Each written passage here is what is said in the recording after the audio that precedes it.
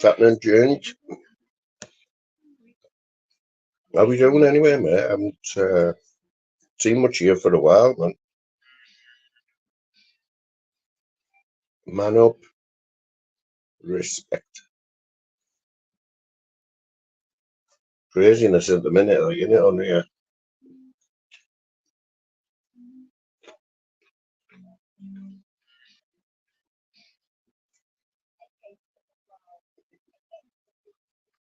Just come over here for a bit of respite from all the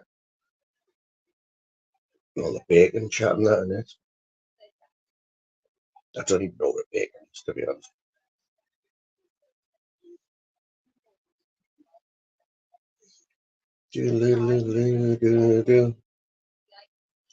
Jim Bob.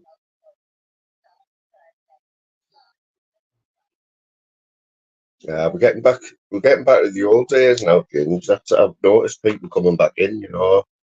People who never used to, even though they watch, they weren't coming in chat, but starting to comment again, like yourself. But it has been especially bad, like this last couple of weeks, even. It's just a little handful, a little group. They're all getting out now anyway. Well, Stoke, yeah. So we're playing Stoke at home. We played Stoke at home in the cup a couple of weeks ago. The beat was 5-0. But I don't think it can go by that. Like, it's only the Mickey Mouse Cup, you know what I mean?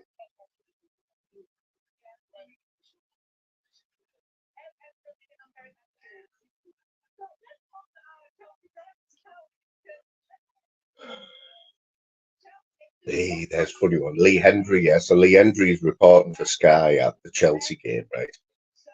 Quaver, you'll be getting banned for that. So Lee Hendry, yeah. No, used to play for Villa and that. So has anyone seen a programme on BBC One? You probably haven't, right? Because I know you don't watch telly. There's a programme on BBC One, gardening programme, right? Where the Garden Rescue or something it's called. And there's a lad on there. He's proper gay, like. He's got a mad mullet, you know, it's all shaped up. Yeah, I always thought it was Lee Hendry.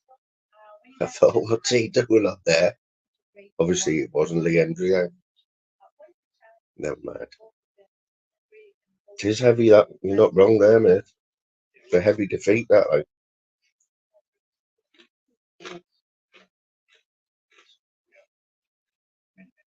Eggman, respect. Go on, the Eggman. He never quite made it, did he? Never quite made it, Lee Hendry. Did you ever play for England? I'm not sure.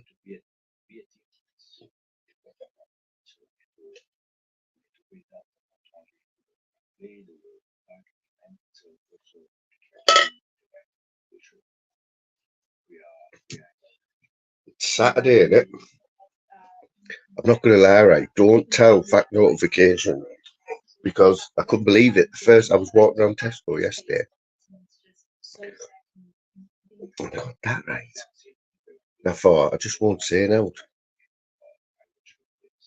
Anyway, I'm watching the Generals live last night, and the General gets a bottle of Smurf face.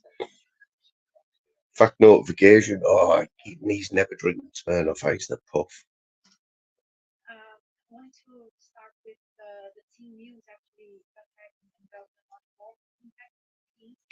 I'm going to have to get one of them songs, you know, the songs that Monk's been doing with that AI stuff. Randy's going to have one anyway. Apparently, the more information you write down when it does the song for you, the better it is, you know. So I'm just going to write a massive essay about Randy. How much of a shithouse Don Revy is.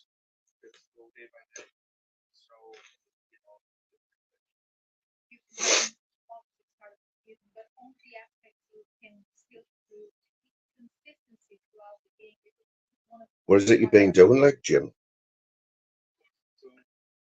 Jim's been breaking all the rules again. He's only just got a new channel. He's already breaking the rules, like live horse race betting. You've only had the channel about 4 days, man.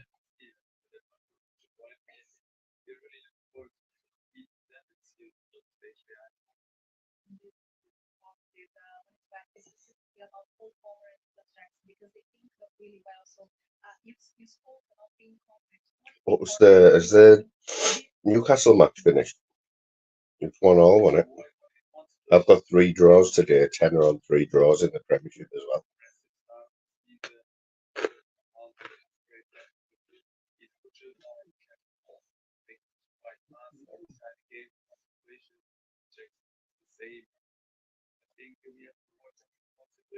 I'm terrible at accents, me, like.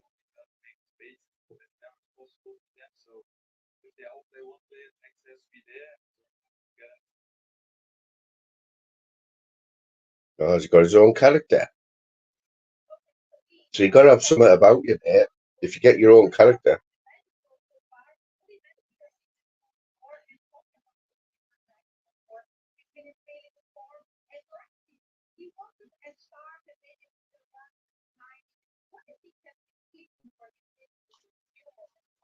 Stringland, what's happening, brother?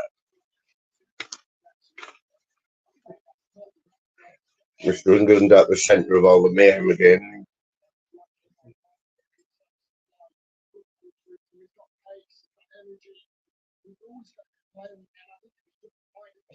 I'll say it again, what I've always said about Mr. England, yeah. Mr. England will be sound with you until you either, what's the word? Not upset him, because he's not like that. You have to, you know, he's quite loyal, and if you break that loyalty, then you finish, basically. And he will only go to the levels that you set. You set the level. He'll maintain it. But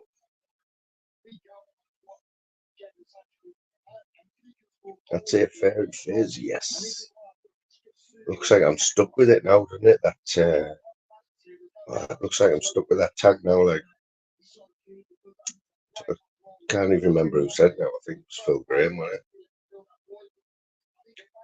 Pick up to Phil Graham in I think he's in Orange County, isn't he?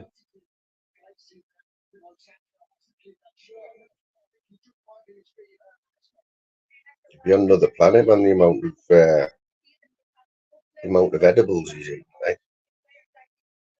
Who else is there? Randy. Welcome, Randy, to the Spanner crew. Randy, I'll be expecting to see you doing some modern work today, like, you know, sharing channels and all that.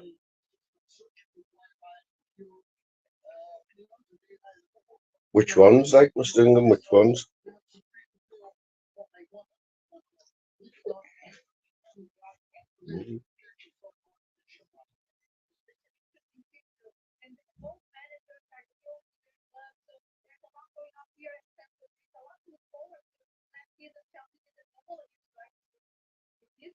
Well, Sean Wayne got a little mention earlier on. Isn't it weird?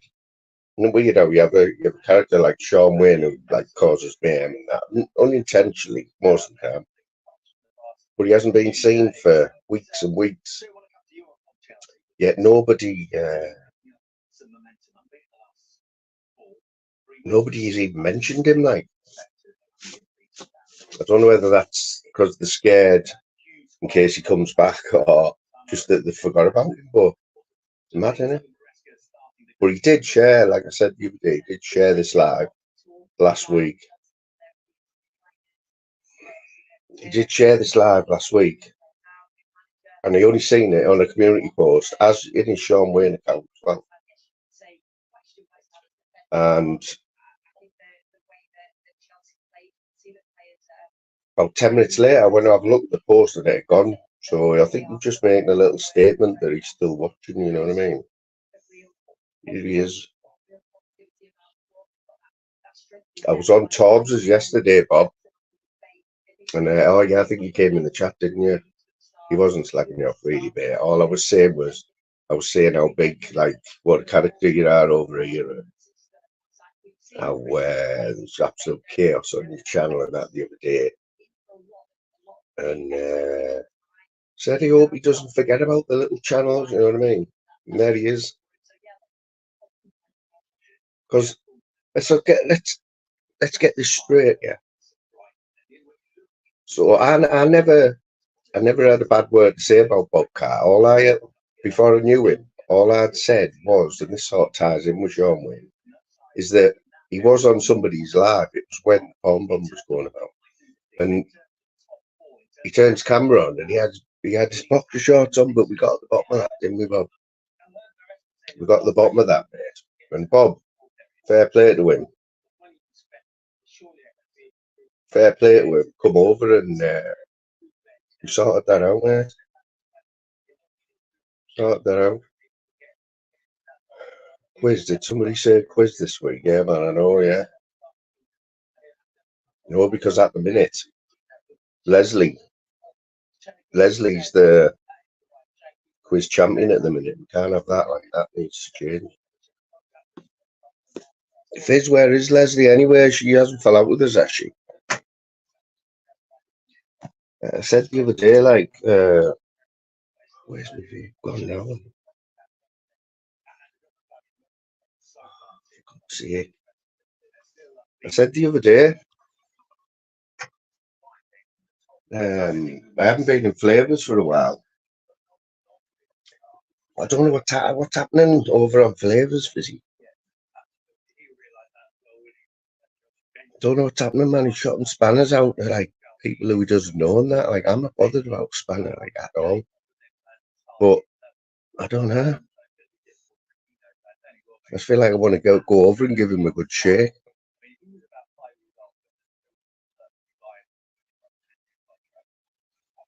So she's still doing that. That's all right.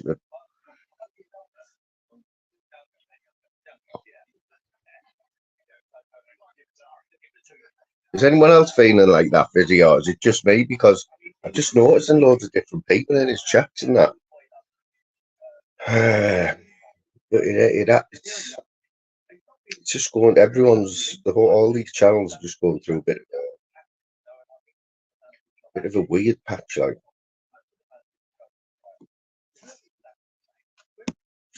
Stick this link out. When I stick this link out, yeah, as a mod, feel free to share it.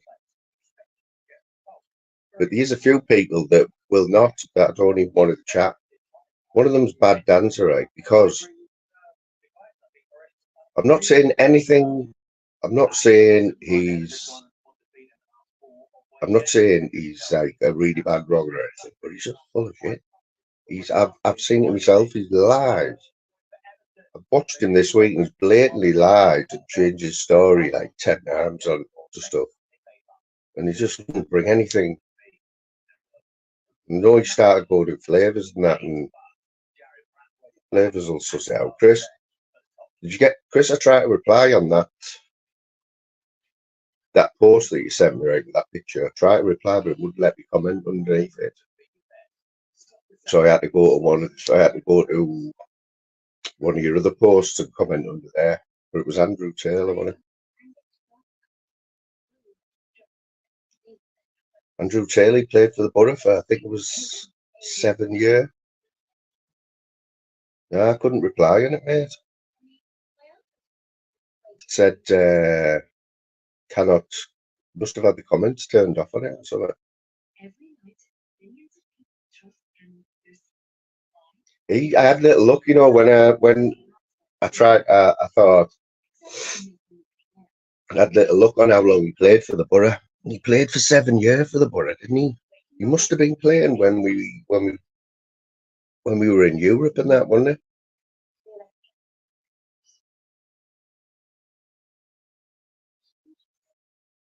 Who's this character? Who's this? Look at this.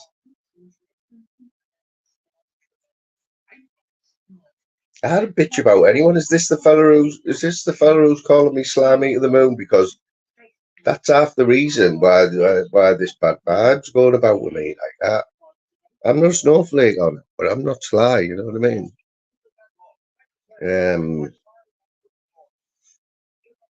But I don't slag anyone off. I don't slag flavours off. But I know there's some. I know there's the bad vibe. I'll sort it out with flavours, man. If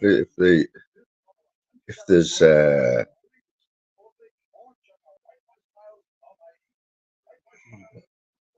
I can ring flavours right now.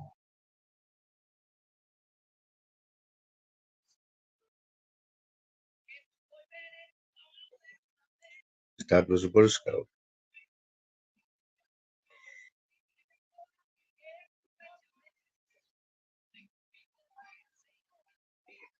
Thank you, Mr. England. Mr. England be my spokesperson, yeah. I can't be asked with the beef, you know what I mean?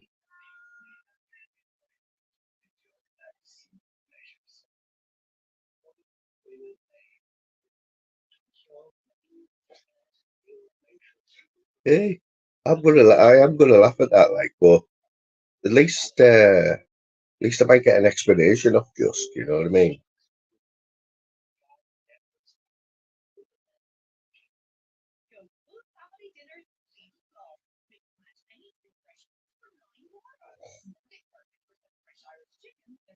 This just was about the other night, you know what I mean? If you if you want to make comments like be real or whatever, which is fair play, and I'm better than that, just say who you are, you know what I mean?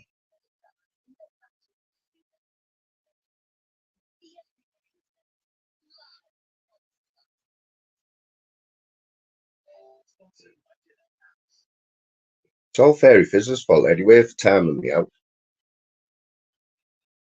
It was a bad it was all just bad timing, like, so they went through a little phase of timing me out for a joke, yeah. Especially Fairy Fizz.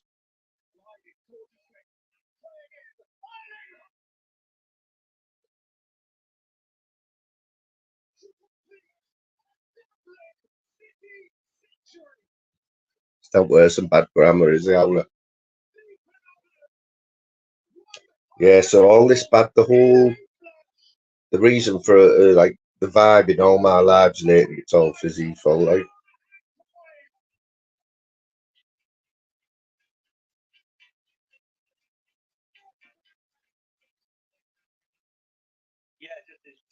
Have you noticed on some names of people's lives, yeah? So when you're in StreamYard and you're setting it up, I'm guessing it's the same for other people. You type away and you always get double letters or misses a letter out. And you always have to go every time I set a StreamYard up. I always have to correct the text in the title because you see some beauties, don't you? And it can't just be that the spelling's that bad.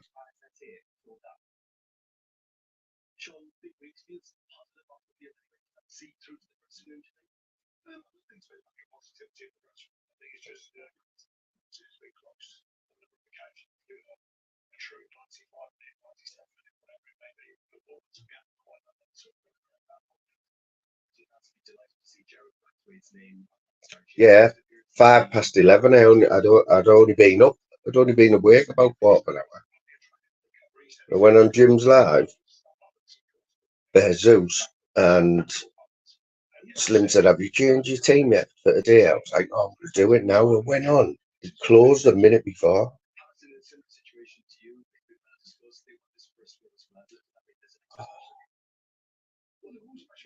You know what? I've got 3 draws today. 3 draws, and they're all in the Premiership. Definitely a day for draws in the Premiership. That's my tip.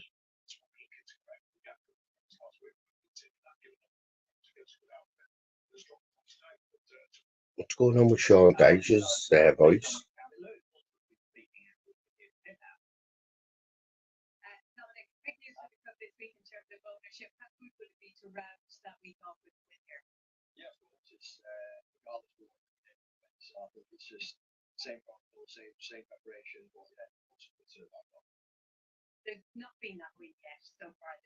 Oh, have you got ball for them? Who scored for thingy? Who scored for Man City? Haaland.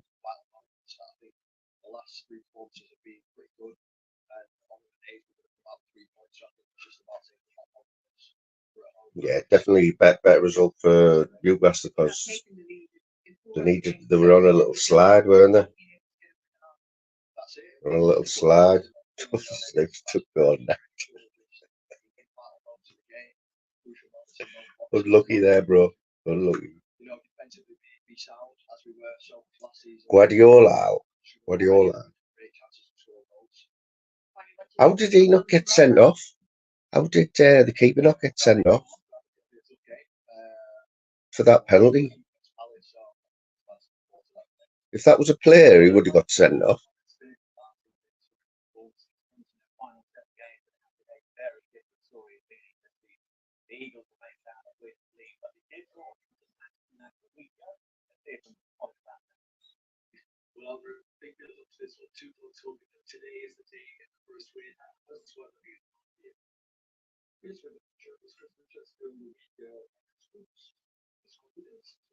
What else have you changed, like Slim? Because whoever else you've took out, I'm going to back them to score today.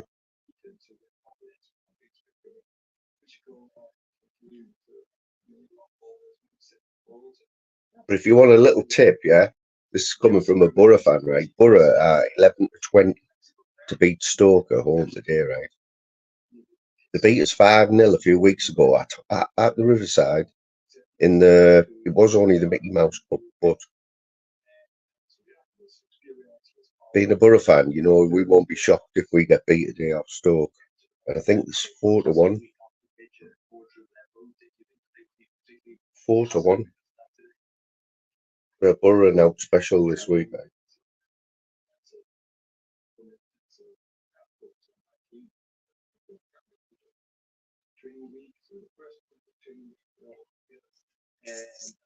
I definitely need to read up on it. See what I'm missing out on. I know there's a double point thing or something in there. So this double point thing, is it up to you when you pick the double points, or is it just for 1 week, everybody, or can you like say, I want my double points this week? I wouldn't argue with that, right?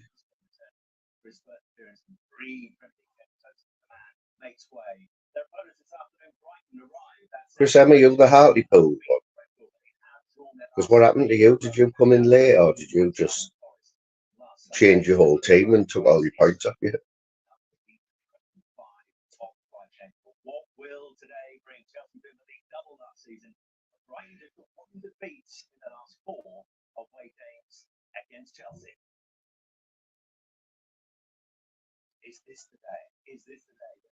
I think you got timed out for your bad grammar. Just don't have to time them out like.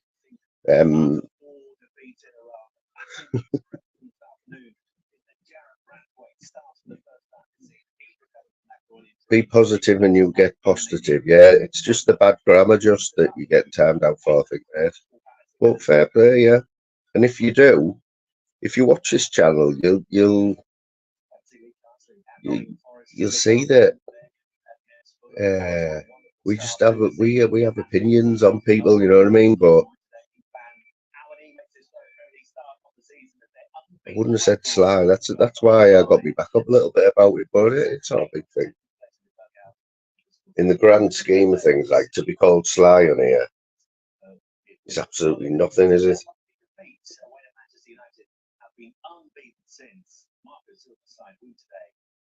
Romeo's another one. Like, what's going on with that fella? Like, yesterday, I will say this because I did share General's channel. I know he got his channel, he lost his channel, yeah. And I think I was one of the first ones to subscribe to his new one, only because I mean, I like him, but I was in the live chat. I was in a chat where his new channel came out, and somebody put it in the chat.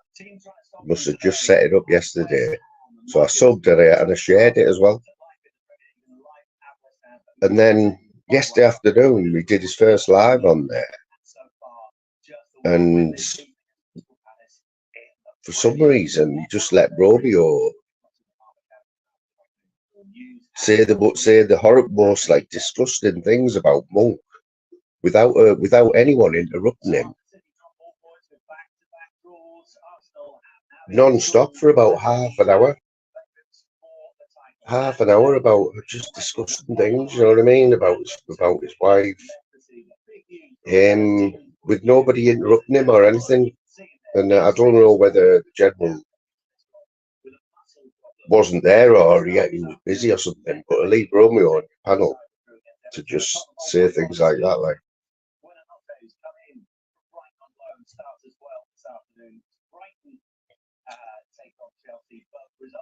Yeah, but if nobody's come and explained to me why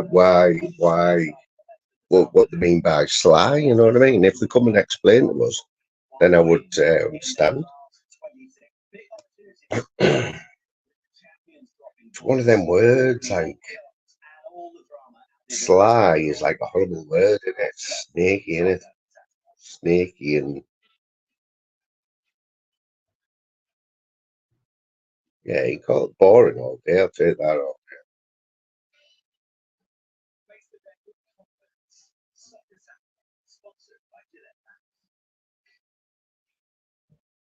Certainly do, mate. Certainly do.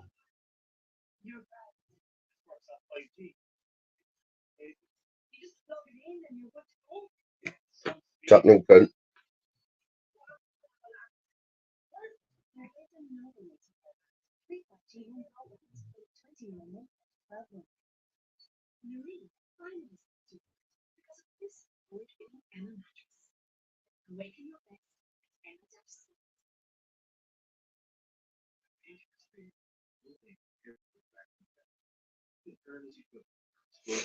You know what it is though? He's pulled Peter down with him, hasn't he?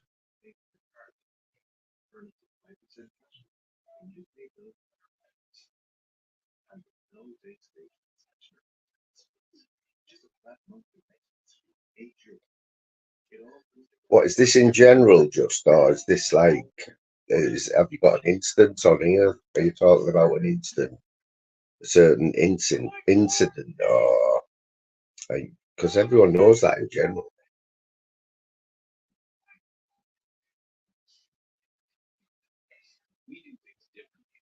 What were you drinking, like, Chris?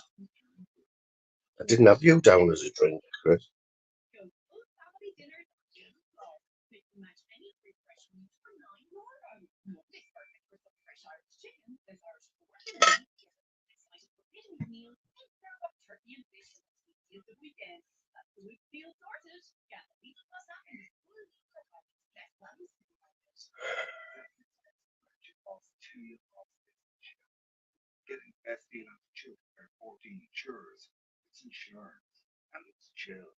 Thatcher's blackcurrant apple.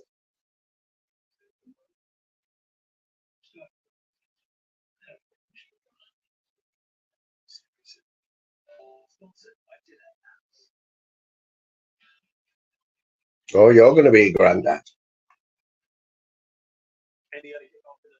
Oh, was that right? So mate.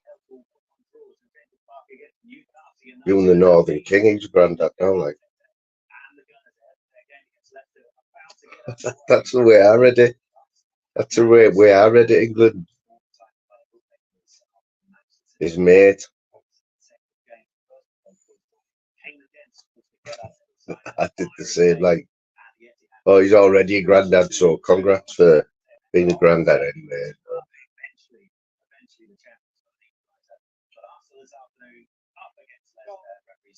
We've got a goal already in the Premiership. I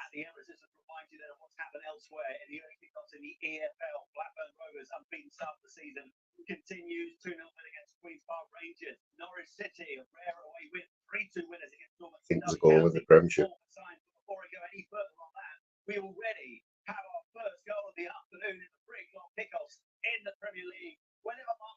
No, Randy, we're changing the name of this channel. Like. Brentford. You know what it is? That Mbambu or Mbuma. Louisa's got him in the dream team, and I said to her last week because he scored in the first minute last week at Tottenham. He scored again, and I said, "How did you pick Mbembo out?" Because I'd never even heard of him. Right? He said, "Oh, just like the name." But she's beaten me in the dream team as well.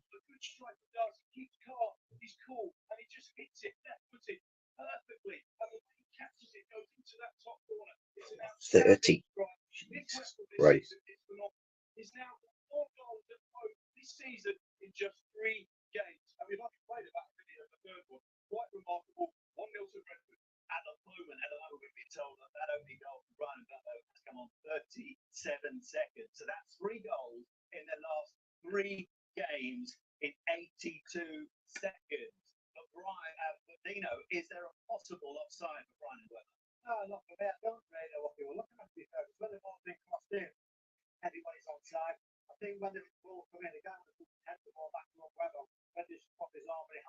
"37 seconds that goal.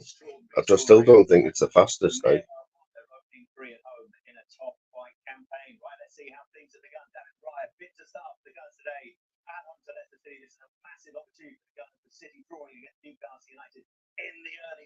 So you don't what have we had, 6 or 7 games start of the season. You know that draw today, that draw with Man City and Newcastle, you know, it's the start of the season, but at the end of the season, you know that 2 points could be the difference between winning the league and not winning the league.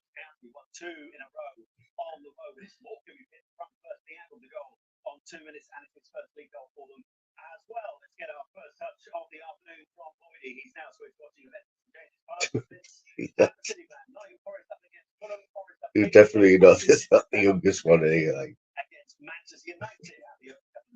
England, he's older than that, man. England, he's got Thin Lizzy t-shirts, mate. He wears Thin Lizzy t-shirts. I didn't even know Thin Lizzy were, right? So he's got to be at least 60, hasn't he? There's nobody I know at my age liked Thin Lizzy. And Don Revy as well. Us lot in here, we hardly ever heard of Don Revy. You know what I mean?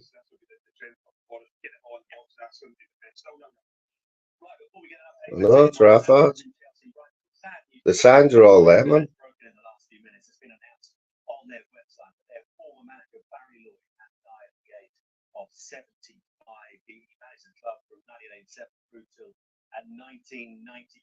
Who was asking me about Valley Road the other day? Who was asking me about Valley Road? Was that you, Brad? You've been watching a Brian Clough documentary.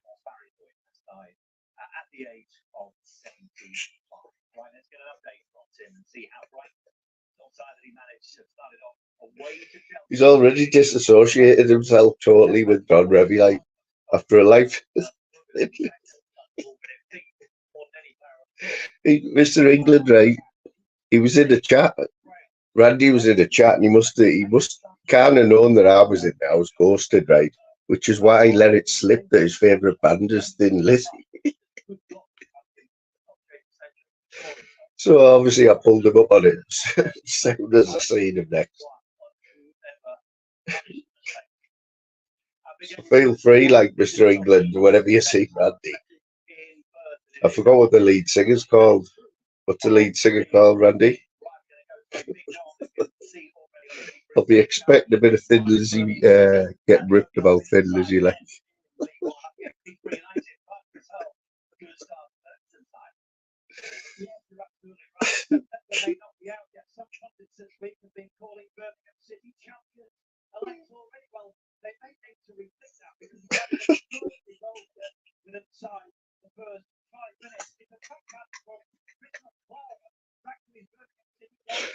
Who the fuck's Phil in it? Oh, you know.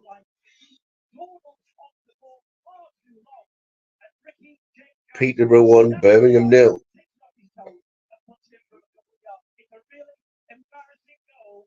Can I rely on New England to get it out there that Randy Lizzie?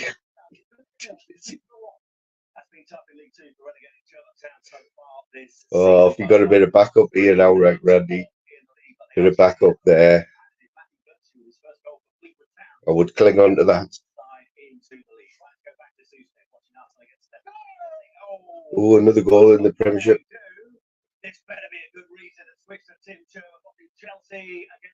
It's the Chelsea.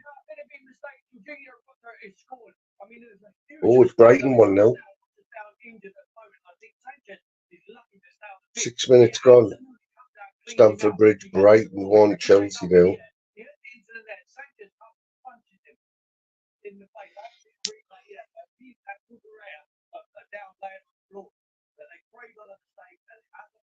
Ah, so she doesn't really like them. She just thought it might be worth a bit of money, you know what I mean?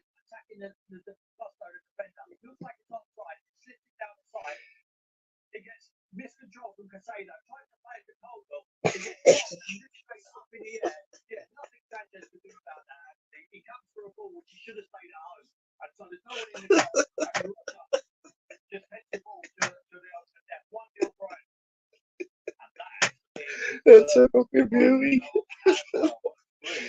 Phil Graham would have been proud of that one, mate. I'm going to be doing a new slot in the show, right? Because I'm getting this. I'm doing my room out as a studio, right? I've got the paint done. I'm going to have a big good background and all that, right? All sorts going on. I'm getting a new laptop, right? So I'm going to do this.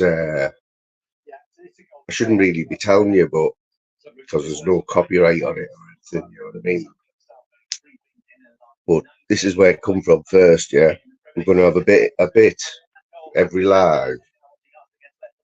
As through the week, wherever I'm in a chat or I'm ghosting, any funny comments or weird comments, mainly funny ones though, I'll be screenshotting them, right? And then when we go live, I'll be reading the comments out. You've got to guess who said it, you know what I mean? Genius, that, isn't it? Genius. Like, Mr. England's dropped that one in, right? So next week I might say, who said this in my chat last week? Or I might even tell you whose chat it was. Well, you know I'm not one for gossip. You're not going to guess. Thank you. Thank you. That's what I was thinking, Fizz. Exactly. Like I say, mainly be funny ones, you know what I mean? But you might fit.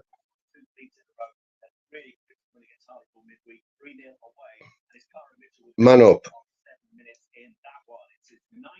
Would you say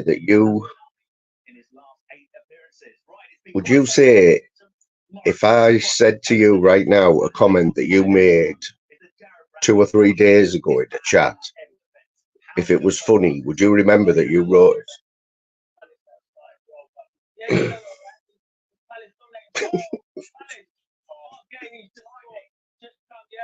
But you definitely won't be in it, Randy, because a load of funny comments.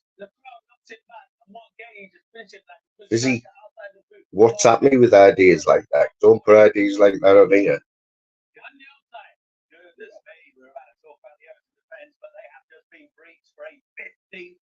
But yeah, anyone, I know for a fact if someone put a comment up over this week, I'd remember that I wrote it. Like, No, you wouldn't. You know, I reckon Mr. England. I reckon if I read some of Mr. England's comments out, I reckon he'd remember all of. He'd remember that he wrote them. Right?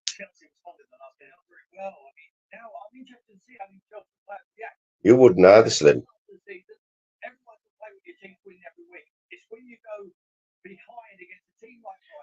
You know, people say reading a book is boring. Yeah, like who reads books these days, right? Apart from Randy. Yeah. You know, Randy likes a good Mills and Boone. But if you're in this chat, if you were in a busy chat, right, for an hour or 2 hours, let's face it, you're reading that chat, aren't you? So you might as well. You are basically reading a book. You're probably reading the equivalent of 10 novels a week, just going in chats.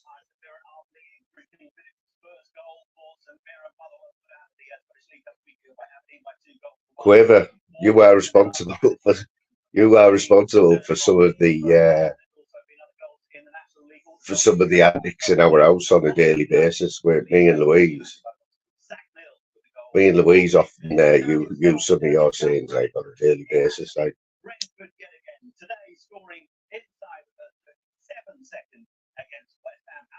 yeah, we all remember the funny ones, like, don't we?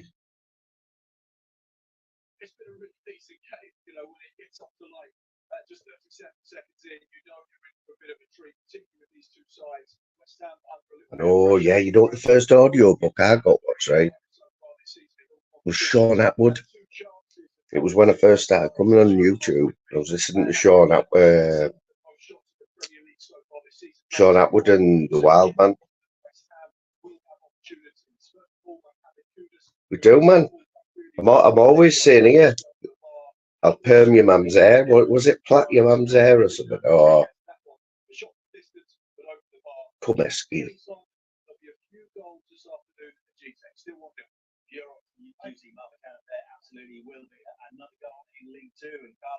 And we've got another live coming up as well, sponsored by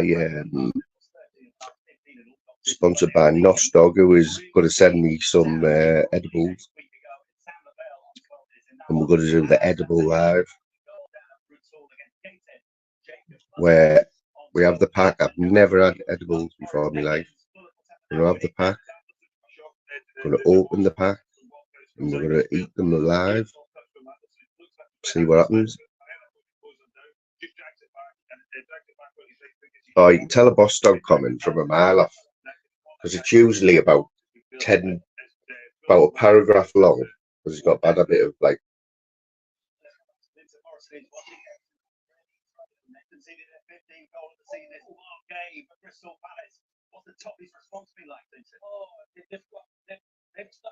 I think we'll also have a prize for like comment of the week or.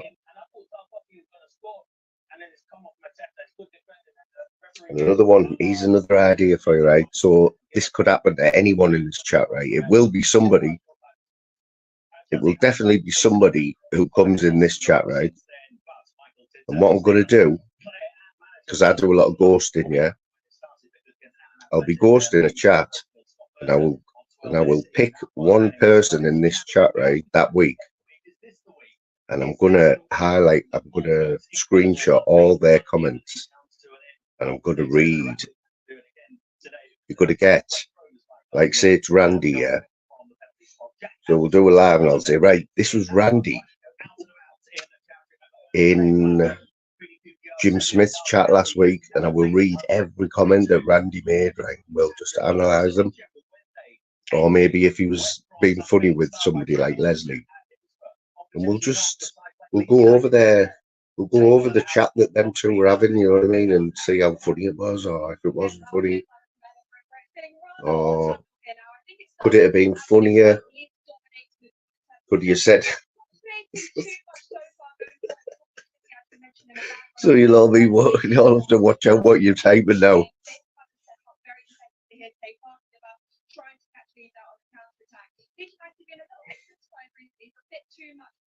Oh, the camera will be rolling, like camera will be rolling.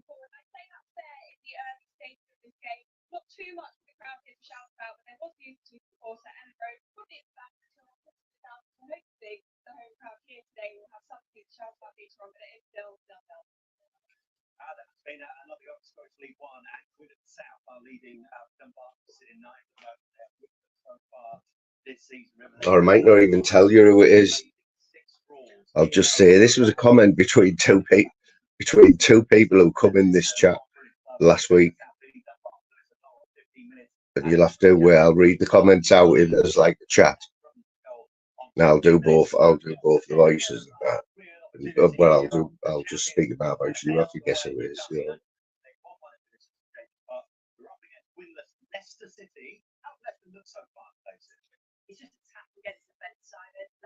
Randy loves it, Quaver, man.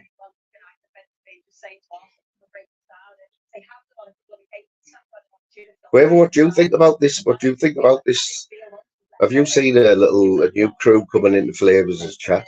I'm seeing a load of new names, like not new, but I've seen a lot of the old crowd in there lately.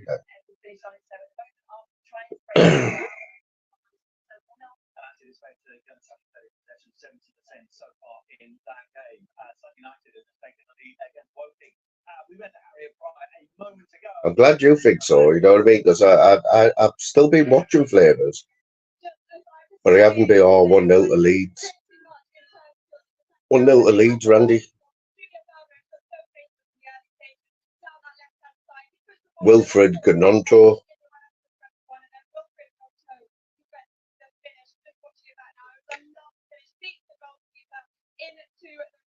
Yeah, it feels like, you know the little crowd that we have done, there's a little crowd, like,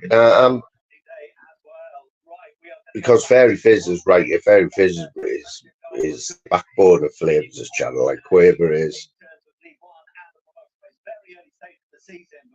Here we go, look, here. How am I stirring there, like, Flavours is me mate. Fizz, am I poo stirring here? Flavours can come in here right now and jump on the panel and say the same thing with.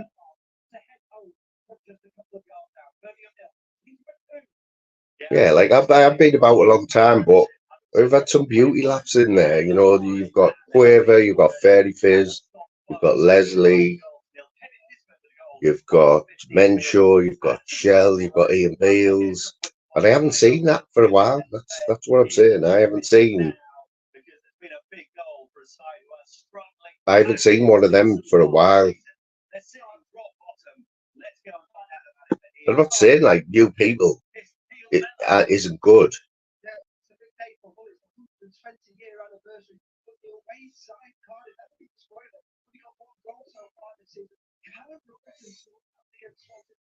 I ask her, mate, because it's another opinion. It's somebody else's opinion, yeah. It's not, they don't have to, if they don't want to say anything, they don't have to. But I'm not allowed to ask somebody else's opinion, like. I'll get Quaver to come round and plait your hair.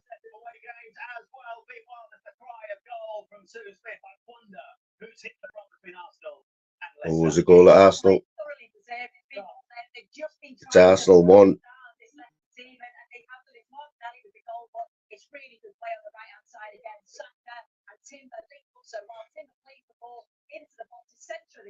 Wait, just what other channels have you been in then, just? Or do you just come in and have a pop at me, like?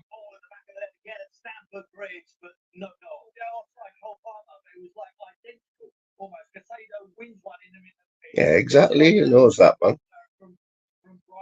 Like I say, yeah, I've been here for that. I've been here, right, for years, right? Been here for years. I've watched the same channels for years and years, right? Channels. You don't fall out with them. You just get attracted to them more sometimes, like, oh, I can't miss this next live. And then a couple of weeks later, you might be like, might be 2 lives that you like, and you watch the other one because that one was just not getting a vibe of it, you know what I mean? That's all I'm saying to yourself. What's happening, mate?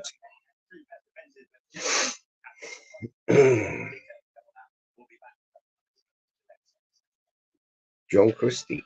What's Rillington Place like? Never heard of it.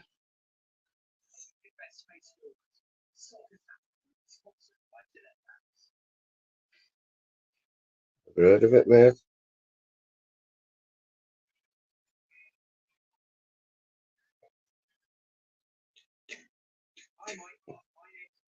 Oh, is he a serial killer like?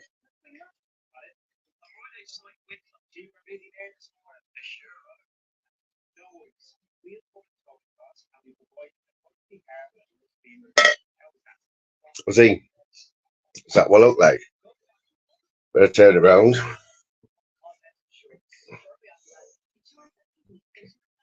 I know Quaver likes it when I start messing about with me. Like,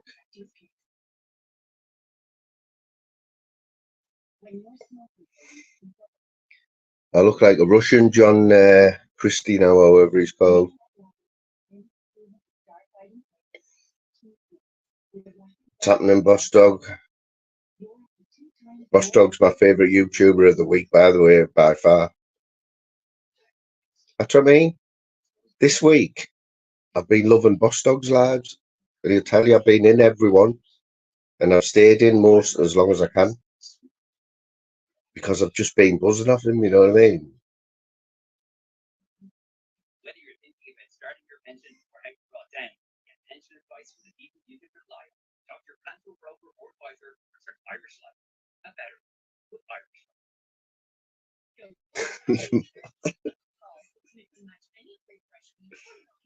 Really good.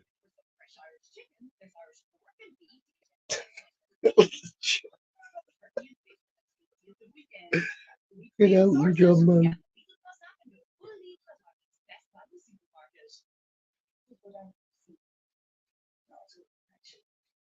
Oh, Chris, have you not watched any Boss Dog Live yet, mate?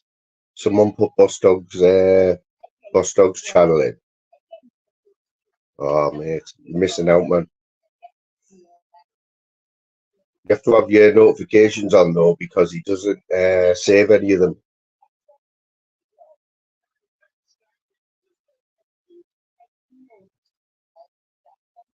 100%, bro. 100%, bro. You know what I mean, bro? You've got cooking with Boss Dog. You've got it all. It's all. He's a one man band. He's got cooking. He's got business advice. He's got fitness. He's got workouts. It's just an all rounder. You know what I mean? One live. You've got everything all you need in one go.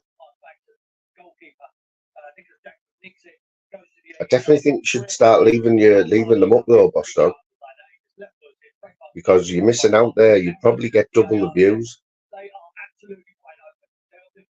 Motivational speaking, exactly. So it just depends. But I think everyone in this chat, you'll see in Boss Dog's lives, like wisdom and that. Yeah, man. Anyone who hasn't subbed the Boss Dog, or will give him a sub.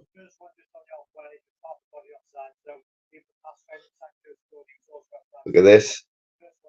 Look at this. He's the new Sean Wayne, isn't he? He's going for Sean Wayne's job, man.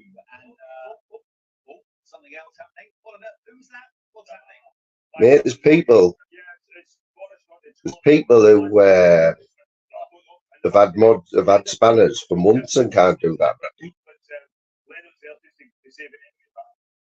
So what you gotta do now, Randy, right, is what Sean Wayne used to do when he had his modern head on. When he had his modern head on, he'd start like putting funny comments at the end. You know what I mean? Like, you know, I'm not gonna put any ideas in your head, but I'll let you do. I'll let you use your own sense of humor for that. 1-1, mate. 1-1. You did, mate. Now, if you want to stand out, like I say, put your own little spin on when you share things. You know, like a little quip at the end, or like for the world's shittiest Parmos, get on Boss Dog, and then his link.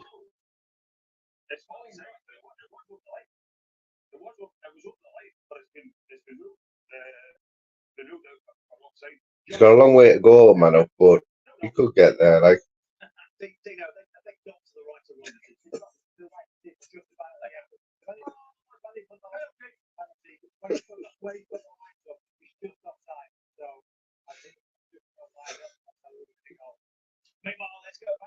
plus you have to be pretty bad to upset Boss Dog. Like, you have to be pretty bad to get blocked out of Boss Dog by Boss Dog. He'll banter with you. If you've got a problem, like he'll address it.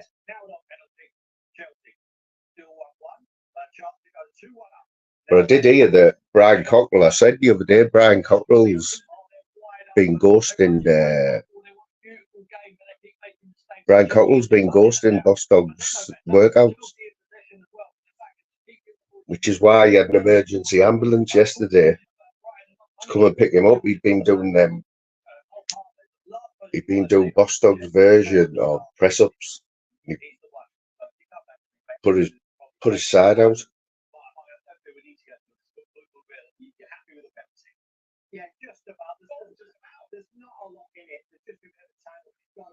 Yeah, you might see the odd call out. I mean, a couple of people who he's called out. He doesn't mix with the small fry. He was called out Tunes. Who else have he called out, Boss Dog?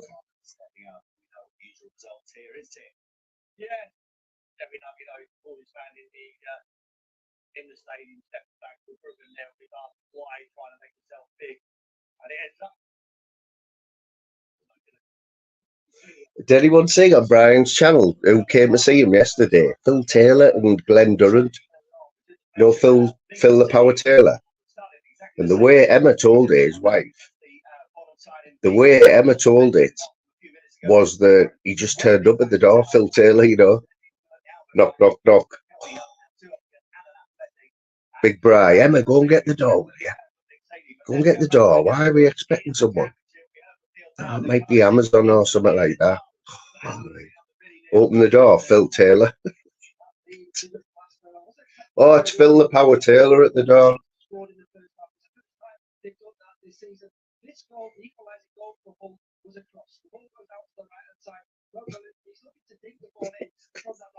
You're going to have to start making some sense, like.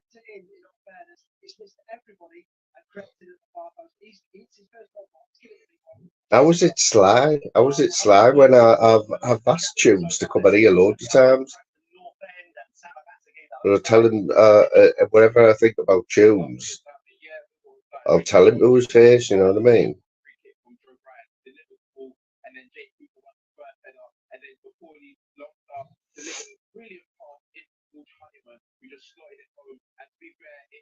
Yeah, Phil Taylor. There's some pictures on Brian's channel. Glenn Durant, the three times Lakeside Darts champion. Here he is, gone international. How's it going, mate? Just got a little mention early on there, you know what I mean? That was Orange County. I bet it's warm over there now, ain't it? California, ain't it? California, yeah.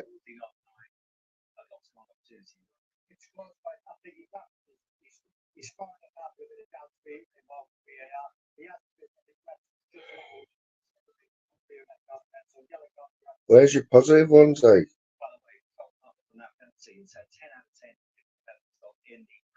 Where's your positive one, like?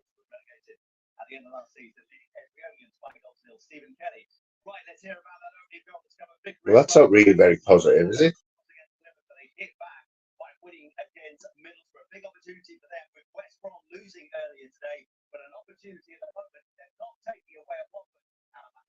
Oh, thank you, mate. Thank you.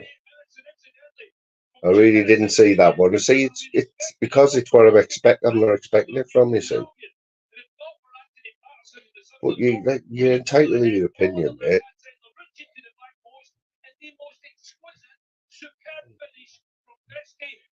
We're in the championship, and I'm sure I just heard him say we were getting beat. Cole Palmer's just scored a penalty for Chelsea.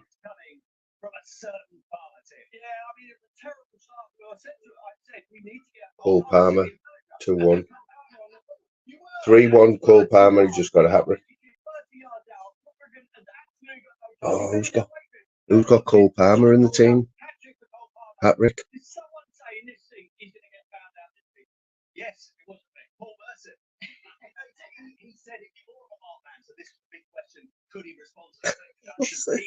I'm sorry, mate, but where you get that from? Negative. Do you watch this channel much, mate? People come on here to get away from negative.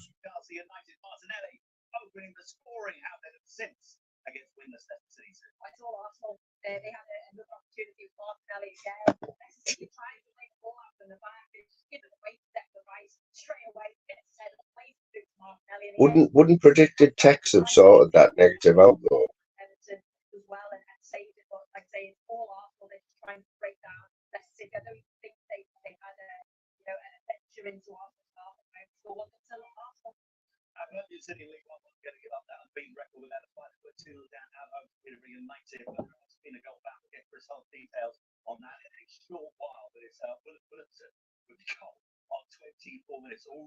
I'm getting bright 77 vibes off these texts now, like.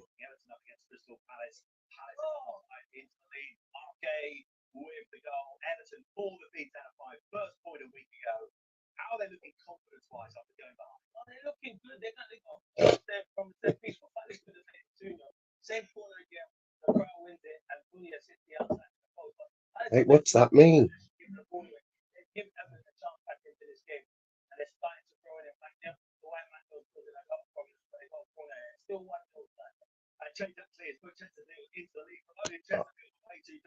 There's Randy there. Old sausage fingers there.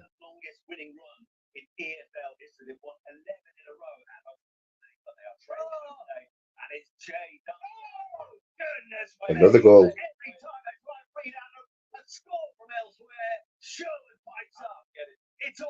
It's another goal. 3-2.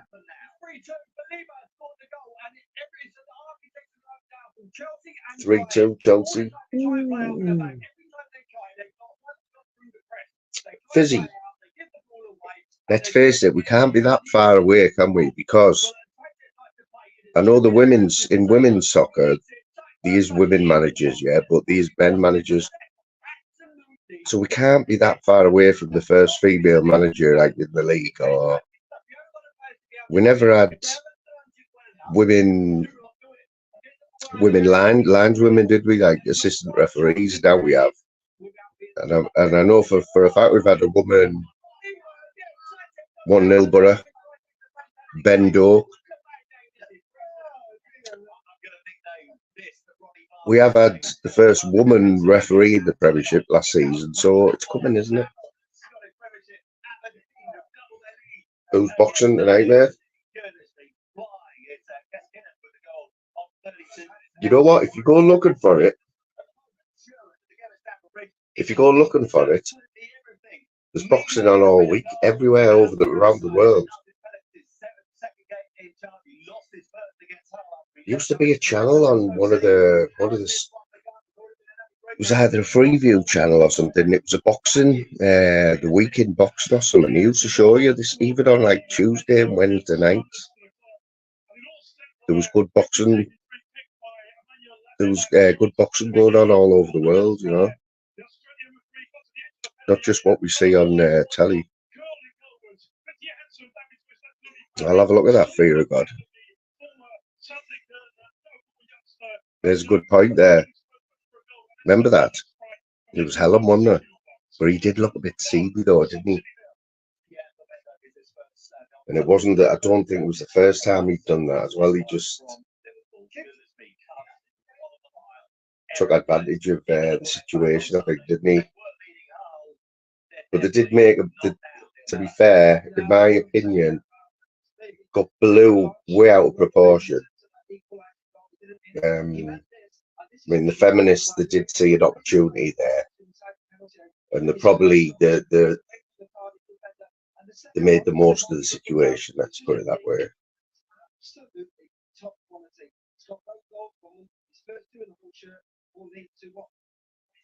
It was a time. I mean, women's football come on leaps and bounds in the last few years, hasn't it? I mean, it's on. I'm sure that is it either the Women's World Cup or the Women's Euros it's already being banked on the telly. BBC One and ITV sharing it, showing all the live games.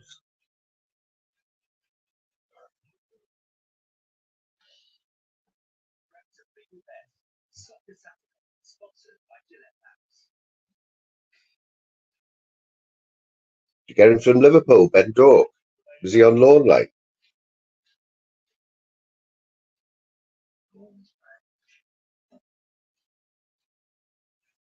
I've got Crystal Palace for a draw with Everton as well. They're winning 1-1 Palace.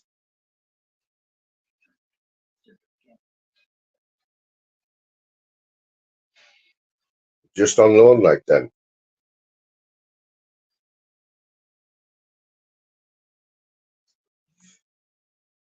It helps, doesn't it? You've got to have a hottie, haven't you? If you have a few hotties, it does help.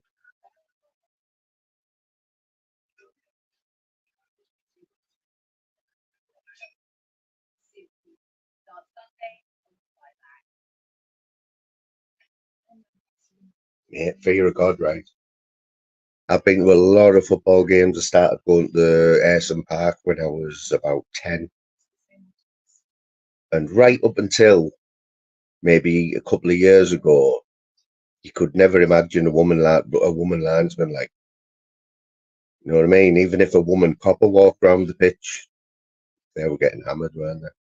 You know the songs I'm on about.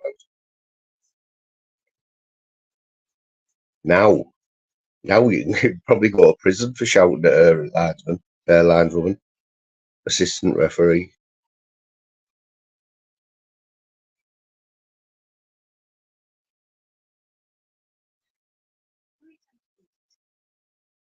That's it.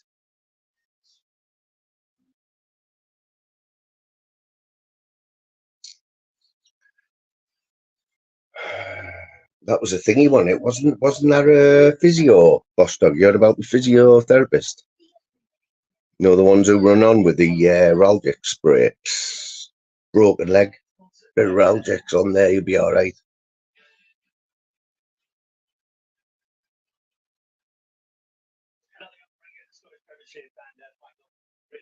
That's going to happen for the. It's going to happen for the next few years, you know, and then we'll just get used to it, won't we? Like we do everything else.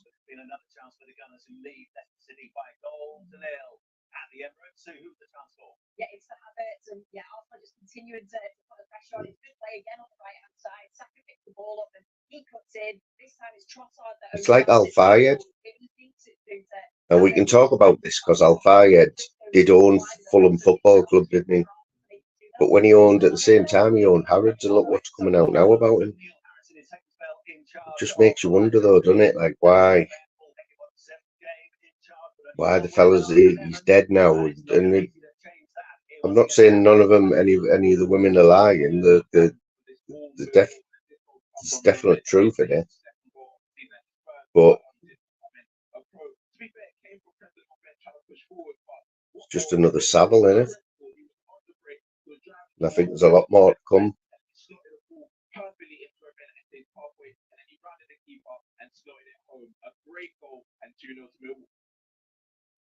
Exactly, mate. Like I say, that's right. And that's, you know, you lose your job now because it's all new, you know what I mean? And But I bet if the same thing happened in a few years, probably wouldn't get the sack. But they've got to make a statement, haven't they? Scapegoat, I think the word is. We've got another goal with Arsenal.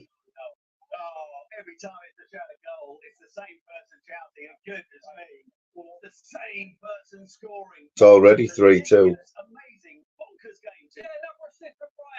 4-2 to Arsenal. Oh, Palmer. Palmer's got 4. 4-2 Chelsea.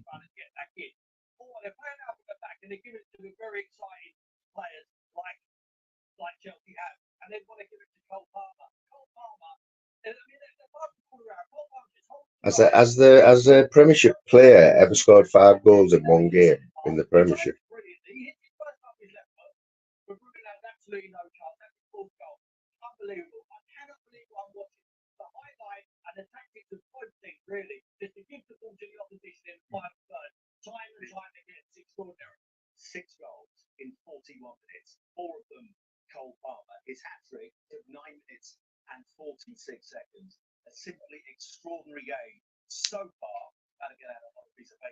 The first games I went to were when Middlesbrough were in the old second division, and I think who the manager was. Bruce Rioch, I think the manager was Bruce Rioch. Stephen Pears was in goal. Gary Parkinson, Gary Hamilton, Colin Cooper.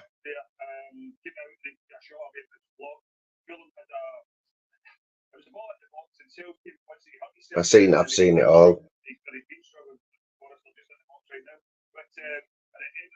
Oh, it was a nasty place, like Gerson Park. It's proper old ground, like Bernie Slaven. In the old gate, which was the old standing end behind the goal at the Borough, you know where all the gadgets went when they're all drunk and like just stunk of BO and pies and fart and beer. I think it was £1.50 or £2 to get in when I started going.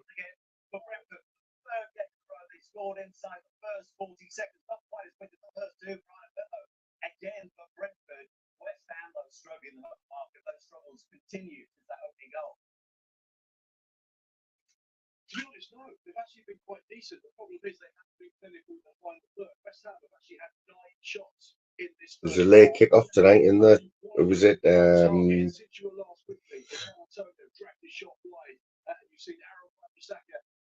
think it's Liverpool, isn't it? Wolves, Liverpool later on.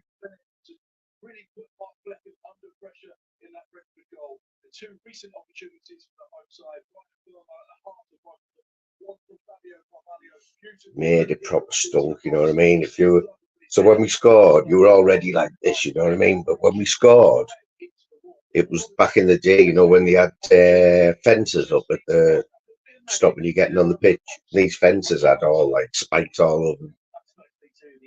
And if Bernie Slaven scored at the Aldgate end, his trademark was to jump on the fences like this, and everyone used to just pile forward, right? You would get squashed like this, you know, just people were bourbon in your face and all that.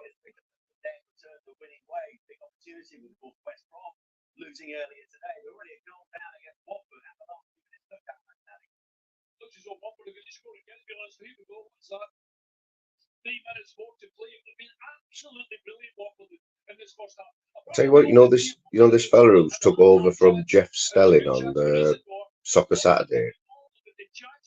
They were big shoes to step into, weren't they?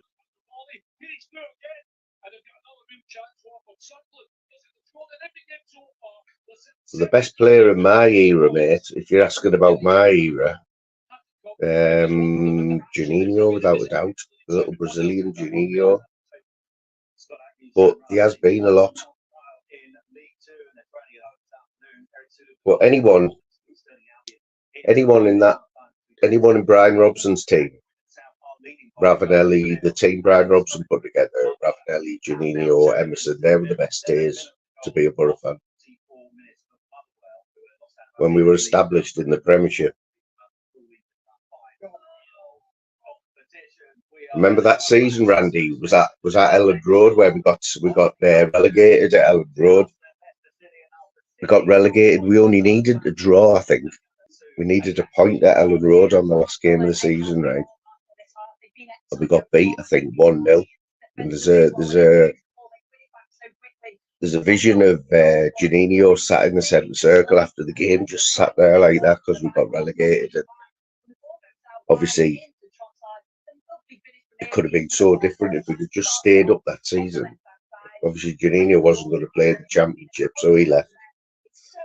We lost everyone. Sad times, man.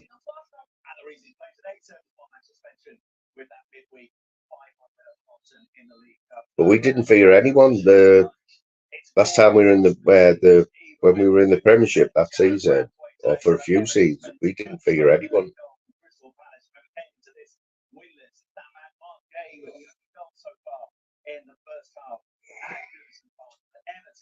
And I said before that in his first season in the Premiership, Juninho, I think it was his first season, he only got beat for Player of the Year, PFA Player of the Year, by the other little midget from Chelsea, Zola, Gianfranco Zola.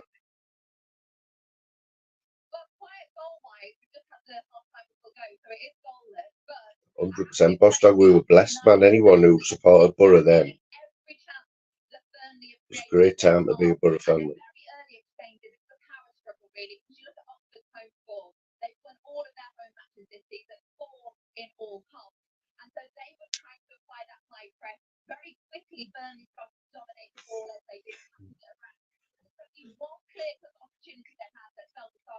Isn't it mad? The top two players that season of the Premiership, 1 and 2, voted by the PFA, were both midfielders.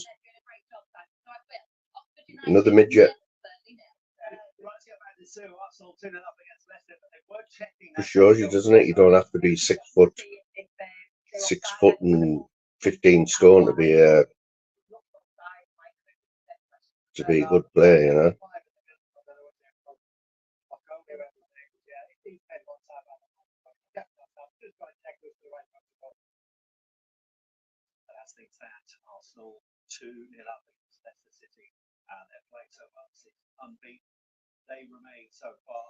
The thing what happened with Juninho though, after his first season, you know, he started getting marked out the game. They were man marking him or put 2 players on him. A classic example is when we got to the League Cup final, right? We were playing Leicester. Remember Martin O'Neill? So we were playing Leicester in the League Cup final. Our first chance of silverware, right? For years and years. We had Juninho, we had Ravanelli, Emerson. It was mapped out for us, you know what I mean? Martin O'Neill just ruined the game. He man-marked Juninho out of the game, put 2 players on him. Hardly got a touch. We got beat. Emil Heskey.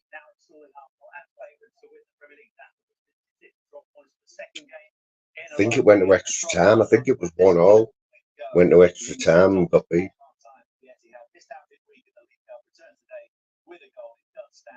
Where did he go, Martin O'Neill? He was a bit animated, wasn't he?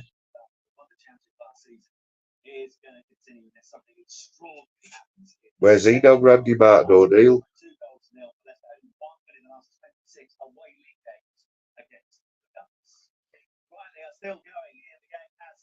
He was a bit of a Brian Clough character, wasn't he, Martin O'Neill? You could liken him to Brian Clough, like. Very animated, wasn't he, when he scored? He did all this with his little tight leggings on and that, wasn't he? Hated him after that. After that final, we all hated him.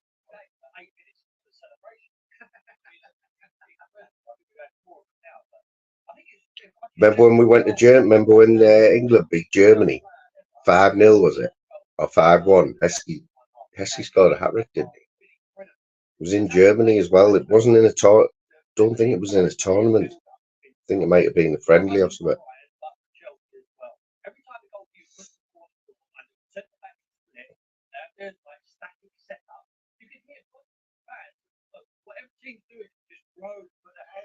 I think he did for a bit, yeah. I think he did. Well, he definitely did, yeah. Because he took, was it Robbie Keane went with him? Him and Robbie Keane didn't they go to the World Cup?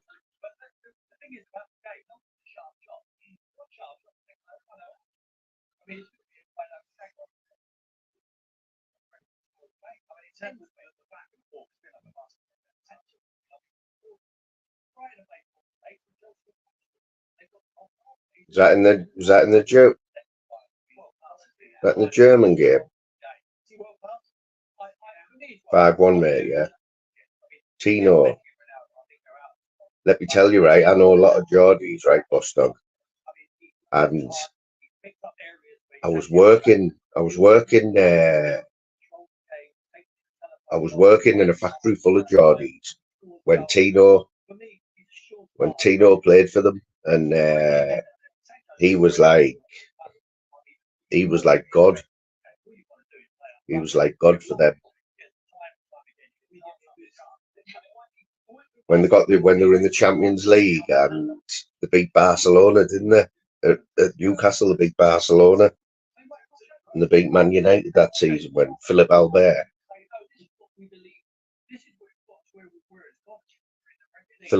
scored that chipped Peter Schmeichel, didn't he, from outside the box? Is that his last job? So he might not be in the game anymore now. Oh, he's working at Talk Sport.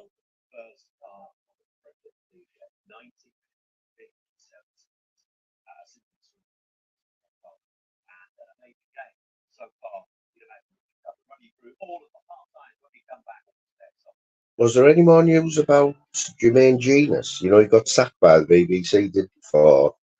He'd done something, hadn't he? Did something where he got sacked on the BBC, didn't he? Inappropriate text messages or something. But he was also working for. He had a few contracts, didn't he, with some of these football channels and radio. Poor fella. Just shows you on the telly, doesn't it? Who remembers? Who remembers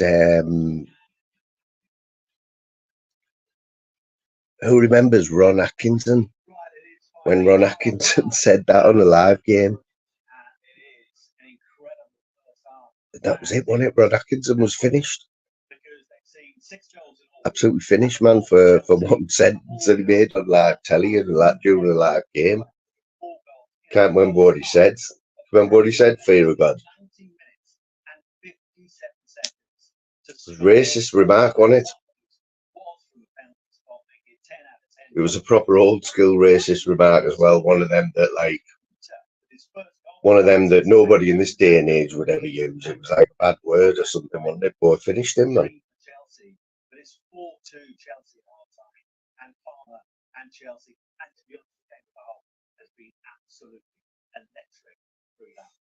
Did he say it about Andy Cole, was it? Or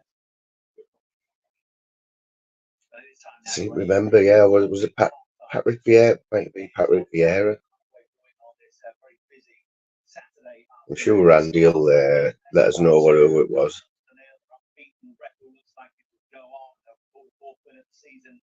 Oh, it was Desailly. It was Marcel Desailly. And you know what? When he said it,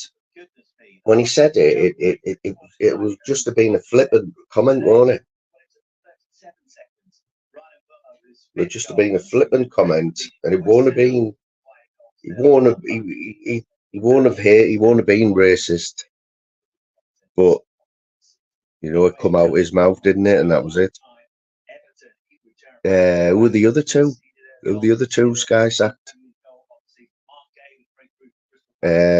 Andy, the Scottish one, and you know, they used to run Sky Sports.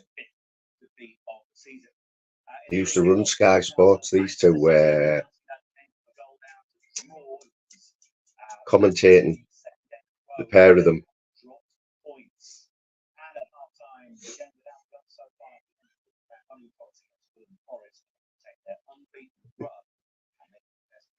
Richard Keys and Andy Gray. Yeah, man, what did they do? What did they do wrong to get sacked? Is that what they said?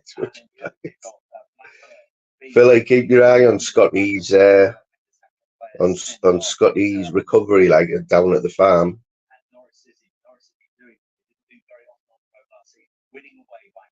That video they put out, like, that was just wrong. I don't know whose idea that was. Don't know whose idea that was to video Scotty getting groomed.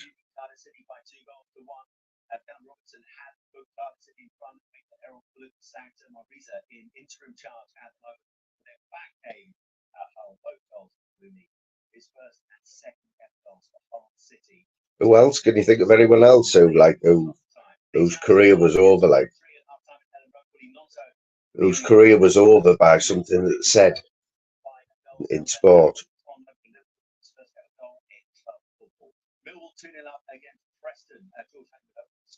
It's mad, isn't it? Because Eric Cantona attacks a player during the game, does a karate kick on a fan during the game, gets banned for what, a couple of months. You make one flippant comment as a commentator, and you're banished forever, aren't you? Suarez taking chunks out of people on the pitch. How the hell do you get away with that?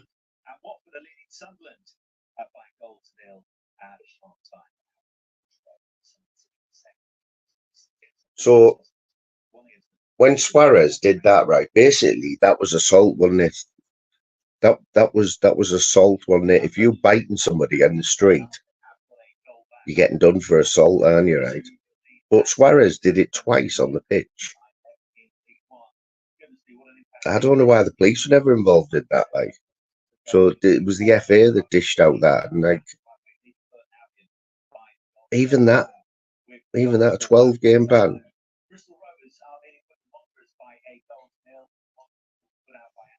And that was, you can't say that. You can't bite someone by mistake, can you? But something can come out of your mouth. I know it's there, and it has to come. It's got to be in your head to come out of your mouth. But Big Duncan disorderly. He's managing a team up in near. Big Dunk's managing a team in Scotland. Gav B was telling us. You know, one of the mad teams like Greenock Morton or something.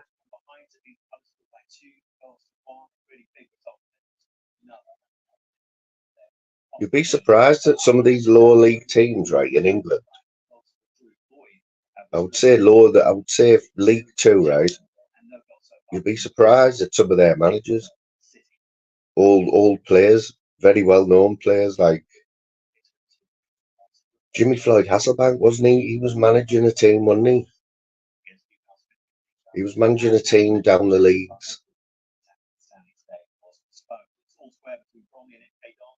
Was it Leighton Orient or someone like that? Yeah, they had a good scrap, didn't they, on the pitch? Stevie, what's happening? He was a hothead, him. Can anyone remember, right? Here's a one for you. That's what I was just about to mention, right, fear of God. So they all went, because Johnny Woodgate was with them, right? It was a load of it was Lee Bowyer, Johnny Woodgate. It was couple of other Leeds players, wasn't there? And they were out on a night out. Out of all of them, right? Out of all of them on that attack on that Asian, right? Out of all of them, only one of them went to prison, right? And it was a lad from Middlesbrough. Can't remember his name, but he used to go out with us on a weekend. But he grew up with Johnny Woodgate because he's from Middlesbrough, and he done a few years for that. And obviously, they all got off with it, Bowyer and Woodgate.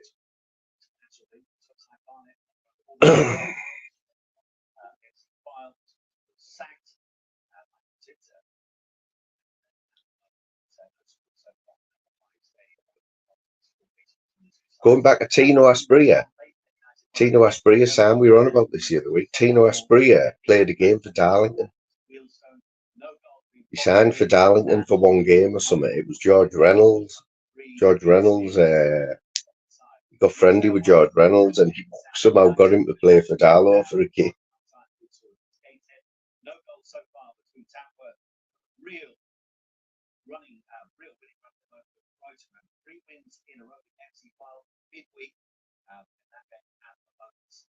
But I know for a fact that lad who did the time for that attack with Johnny Woodgate and them, he did get well looked after. Like, he got well looked after by them, by Woodgate and Bowyer and them. Even though he had a family in that, and I know he shouldn't have done it, but he took the rap for that.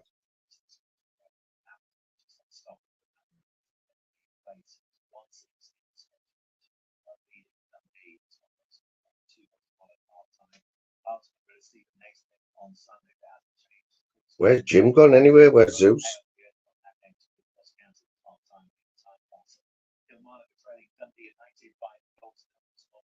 Randy, were you in the other night when Zeus was in the traffic jam, mate?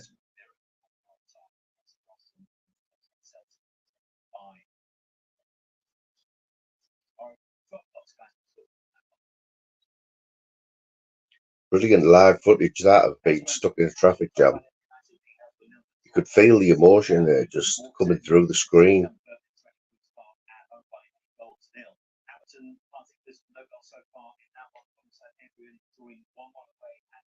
What you been doing now, Stevie? I don't think we have to worry about Stevie. Like Stevie can look after himself on these mean YouTube streets.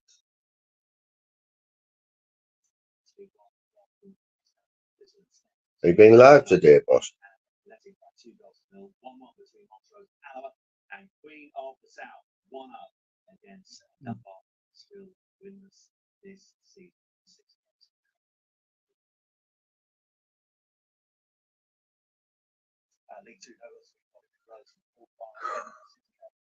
Tell you what, listen to these names in Scottish League 2, right? This is the lowest of the low of professional football. Bonnyrigg Rose, 0, Forfar 0, Elgin 0, Edinburgh City 1, Peterhead 1, Clyde 0, Spartans FC 0, Elgin City 0. You already necked a Palmo today already. Definitely should have. It's definitely got two asses like Boss Dog, and definitely got two asses like. Oh, Randy, were there, mate? Sorry, I should know. I should know that any live Randy would be here anyway. But yeah, Randy recognised a few of the houses, didn't he? There was only a few right in the middle of nowhere. Randy had been there, like Randy remembers the road that he ran down in his boxer shorts, with his clothes under his arm, looking behind him, legging it. Oh, I've left my shoes. There'd be a pair of Randy's socks lying somewhere down that road, like.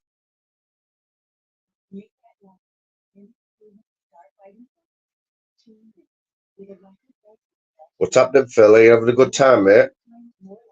Is everything going to plan? Have you been on your helicopter yet, or what, bro?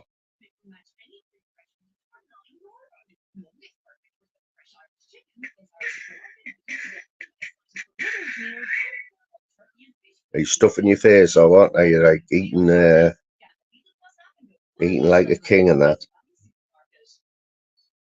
I've seen you pop up in a few chats. Because I think California, let me get this right, California, you can't get any more. You can't get any further away in America, can you, on the West Coast? Or Vegas, or guessing they're about 7 hours behind. So you're looking at 9 o'clock in the morning, Phil. 9 o'clock in the morning.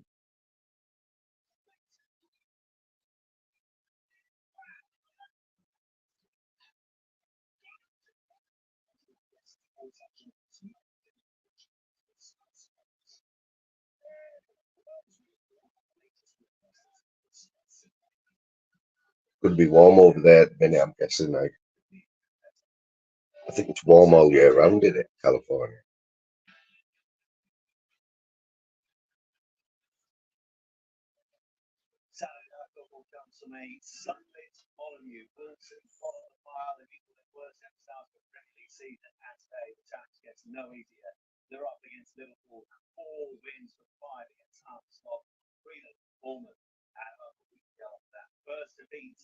Seen anyone famous? Ain't seen anyone famous? And who's on the strip in Vegas now, Phil? Who's got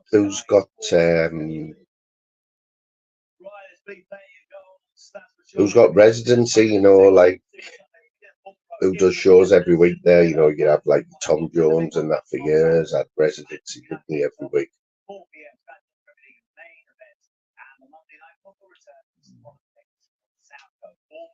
100 degrees. Imagine that, 100 degrees. Doesn't bear thinking about, does it?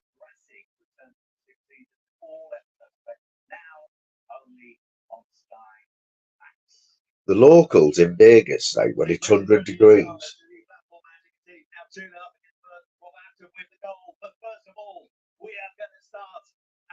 Been on a week's ban, mate.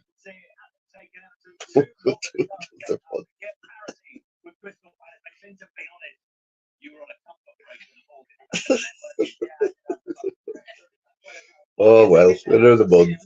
I heard a rumour that tickets for an Adele concert were 600 quid. Oh, Everton won 1-1. That's one of my draws. I heard a rumour that Adele's tickets to see Adele was £600.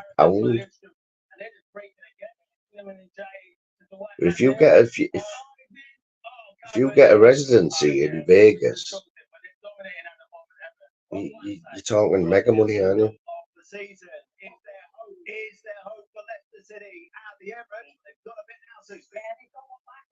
Ooh, Leicester have got one back.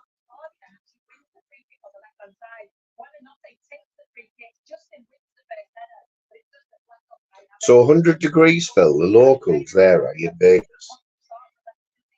Obviously, they're acclimatised to it, yeah, but are they all like, aren't they all sweating their tits off and that, you know what I mean? They're all full unbeaten Forest.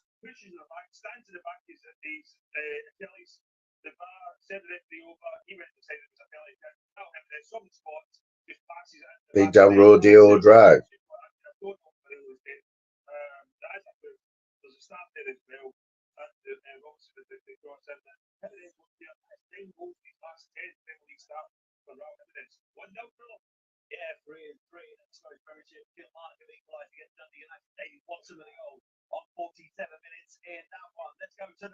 Is Venice Beach is there in it, Phil?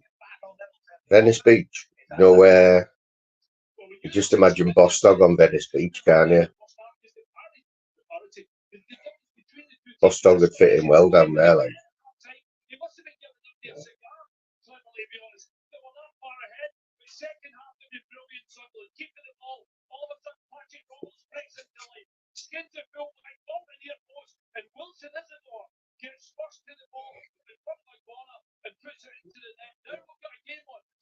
There's still people working out on the beach and that, like, Phil. Big muscle heads and that, big roid heads. People going past on there.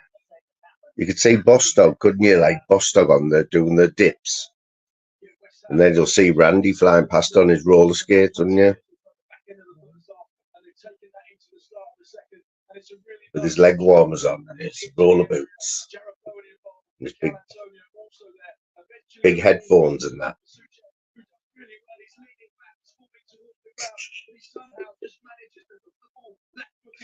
But Stog, you should do a mural on that wall that you painted, mate.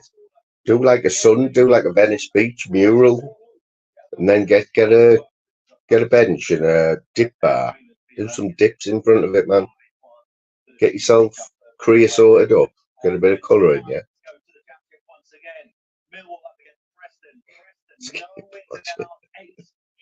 Give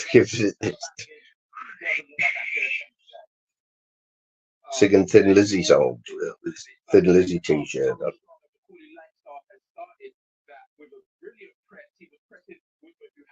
Randy, I'm going to let you know, I don't know if you've seen the start of the show, but we've got some new ideas, yeah? Got some new ideas coming, right? For when I get my laptop and all that. But I'm going to get on these AI songs. Randy's going to be the first one, yeah? Randy's going to be the first one who gets his own song. I've already started writing the information that I want in the song. And it's got to be, because you can pick the genre, can't you, of the song, you know, like hip hop, or this is going to be 70s. It's going to be 70s rock, in the genre of 70s rock. Randy's own song.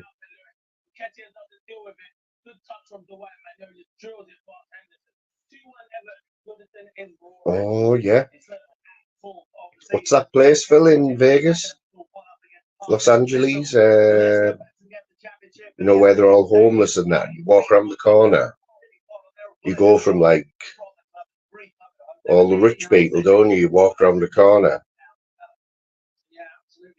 And you've got that something alley in it. Is it something alley where all the homeless are in that Skid Row? That's it. Naughty that. See, Randy there got beaten to it by Phil.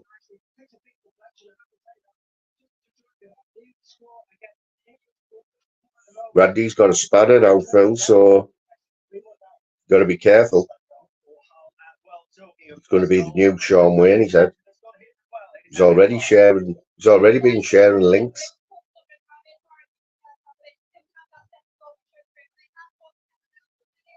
Don't tell him that, Stevie. Don't tell him that, man. If you want to come and visit you.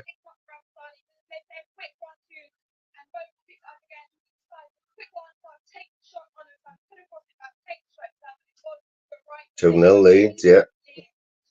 Jaden Bogle. There's a lad just started on my shift at work. It's called Steve Gash. Steve Gash. You're not coming on YouTube if your second name's Gash like that.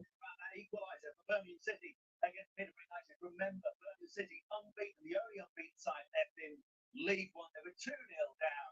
What a turnaround for Hull. Yes, that's right. So lose 2-0 down after 16 minutes. Looking to extend. You're not coming in this chat if you're called Gash anyway. Not because you can't, but you wouldn't last.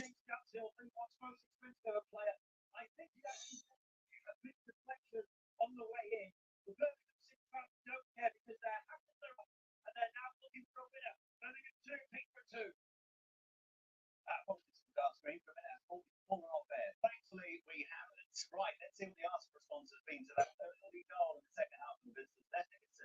They had a really good opportunity from the ball. They would stack out from the right hand side. You know what school was always like? There was always a few people with like mad name, wasn't there? I remember one of the lasses at school. She was called Hillary Pugh. Hillary Pugh.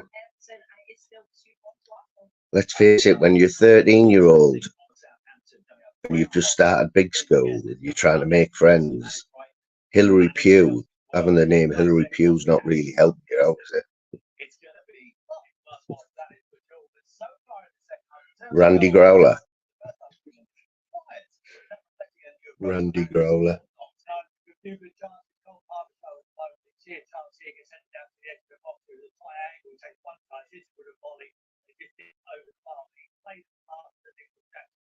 I thought I won the other day, and I don't know. I don't think I've seen it on YouTube yet. But imagine being called Emma Royd. Emma Royd. Tobias Holmes. Oh, there was another lad called Ranson. Ranson Cubit, I think he was called. Ranson Cubit.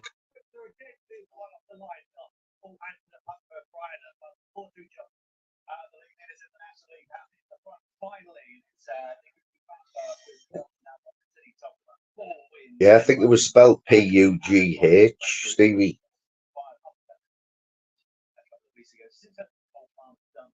Oh, one of the funniest ones I've seen was, I think it was on the Fast Show. Alistair Pallister. I'm sure it was him. No, it wasn't him out the Fast Show. It was him who does the impressions.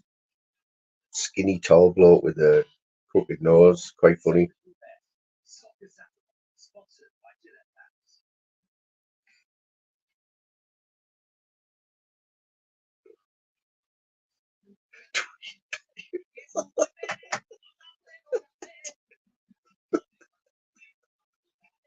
I've heard that one before. The twin pipe.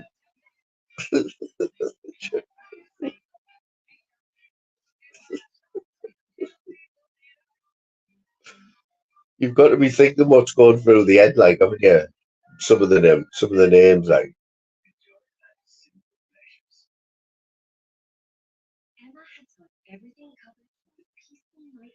Yeah, Drew Peacock. That's another classic, like. Chester Drawers.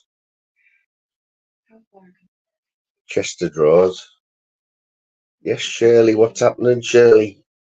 Big up yourself. Big up Tim Smith.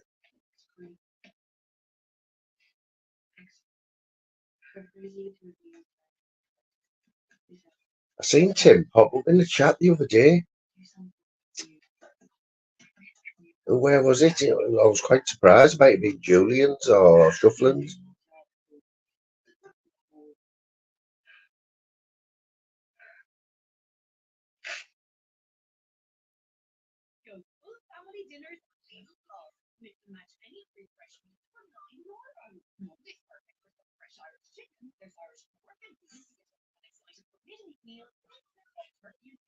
On my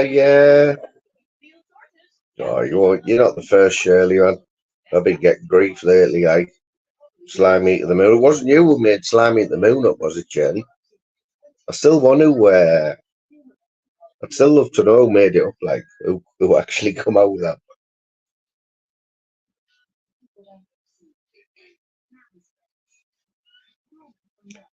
My skin's a bit thicker now, Shirley, you know what I mean?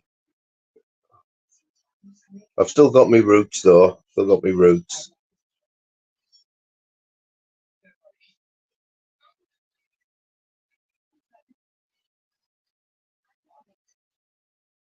We had someone having a pop at us early on, Phil, at the start. Somebody called Just coming in, proper giving me it, like.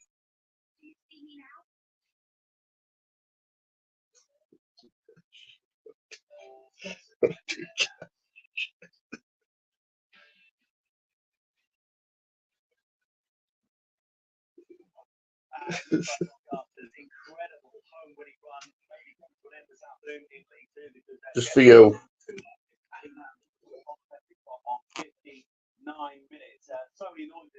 Wonder if it might get clipped, that.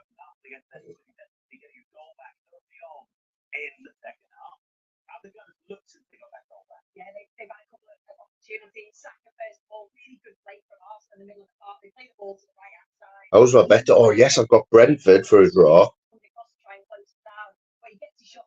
Yeah, I'm going to show you my bet. I'm going to show you.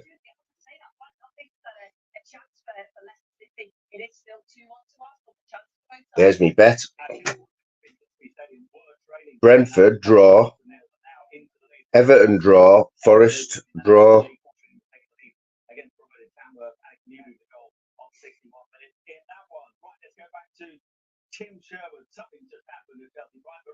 Still on that bet, innit? Still on that bet, you know.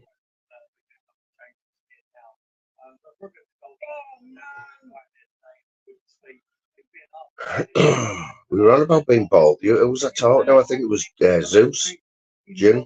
He was telling us about how he became bald. So I think when he was a kid, I think he was 19, he said. Did you? Everyone else hear this? So when he was 19, he had a, was it a curly perm or something? He had a full monkey curly perm, right? He used to use one of them afro combs, and he got it all shaved off for charity. Got it all shaved off for charity. Oh, nice watch that, Phil. Nice.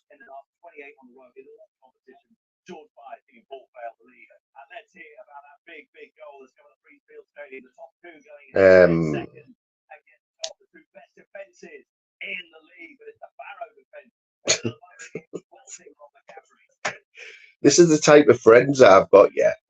So I texted Nostog earlier on. I said, no, I texted him yesterday. Last night, I texted him saying, I'll be live tomorrow. I'll be live tomorrow at 2 o'clock. So what does he send me back?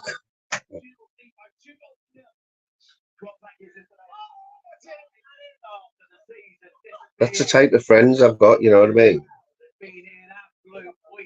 Tell you, man, you got to have thick skin, man. Yeah, so he said he shaved all his hair off, right?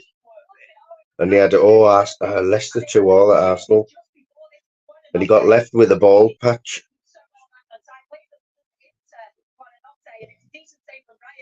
This is absolute super. Good play on the left-hand side. The ball comes across to Justin, who on the volley, on his right, back across goal. It's fantastic equaliser. Where you been get blocked, like?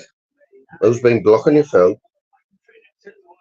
Brilliant goal. My goodness me. And they've been turning up and looking like they were gritty again. Win this Leicester City. It is all square at the Emirates. Let's go back to Boydie because the Manchester United Forest have beaten start the season under real threat from Fulham this afternoon. Penalty shout. Was it a good penalty shout? Good ball, Boyd. Yeah, well, that's a lot of Forest. It was a line down the box in mid-track. You sure they can walk and then pass it. Can shoot it back. They have to. At least if it's in over part of the yeah, what I looked at was minimal contact. He played the guy back in his car and they just don't like that. Bit of contact, probably just staying next to the eyeball. Get me into trouble, Phil.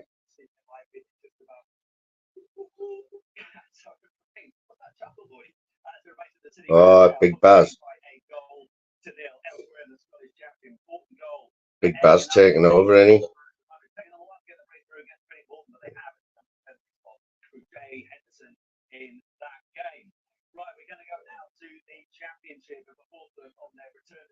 So I need Palace. Who do I need to score? I need Palace to score.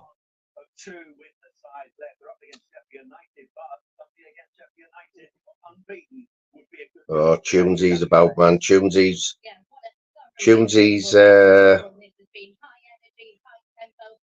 dropped a post 4 minutes ago, having a proper BZ.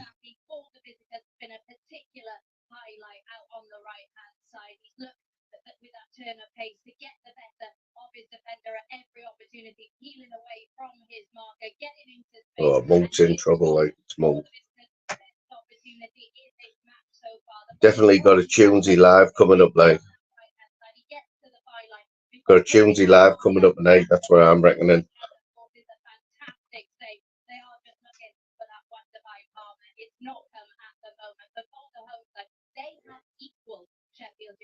Cheers, Dennis.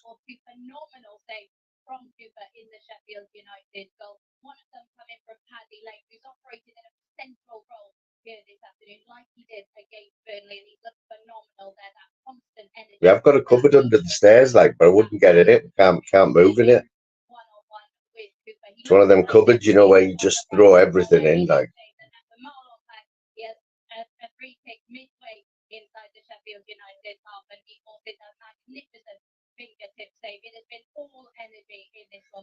Yeah, Phil, what was did the boxing get much airtime over there? Was it a big thing? The fight at Wembley at the weekend, was it a big thing in Vegas, or was it just small fry? Are they interested?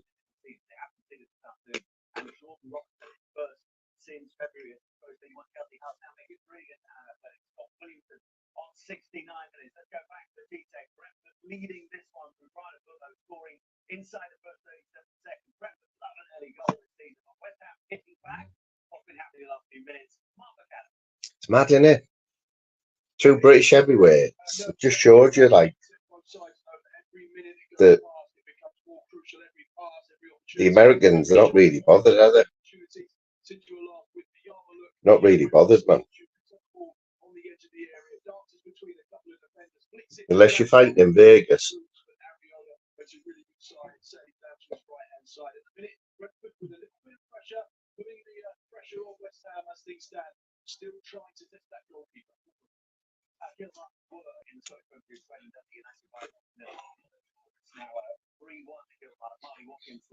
Did you put a tip in now?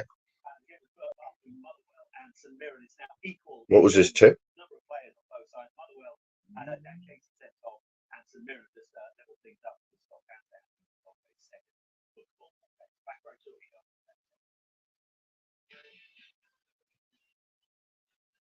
$59 accounts. Is that what he's doing with his spare time, Phil?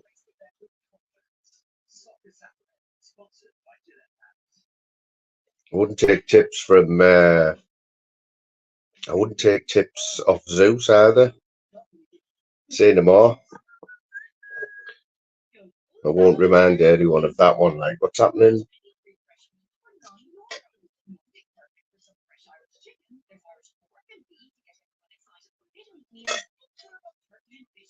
It's mad, isn't it? Because all these fighters, they fight at Madison Square Gardens, which is like it's the mecca, isn't it, of boxing. If you're a boxer, you fight at Madison Square Gardens. It's not even that big. I think you can only get a few thousand people in Madison Square Gardens, but it's just the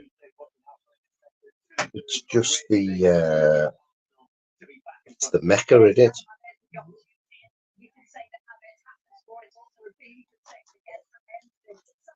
Shouldn't like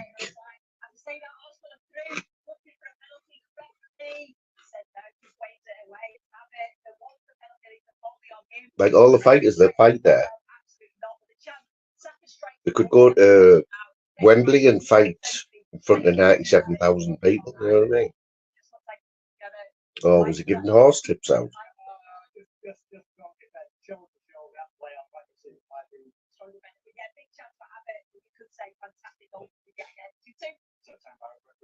Bald cock wobble.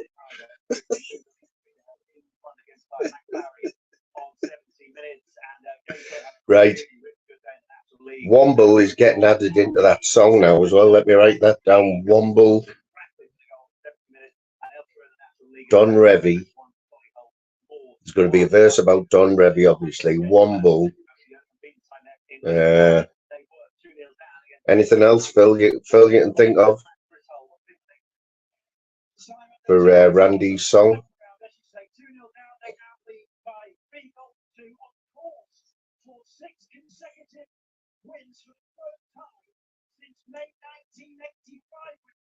Birmingham flying, aren't they? 6 out of 6. I think I give Silky Wilkie. Did that win the 315?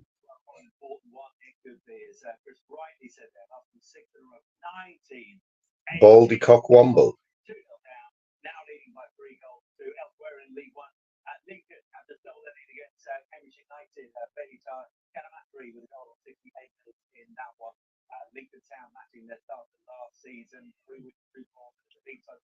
We're holding on to the 1-0. They never make it easy, for the fans.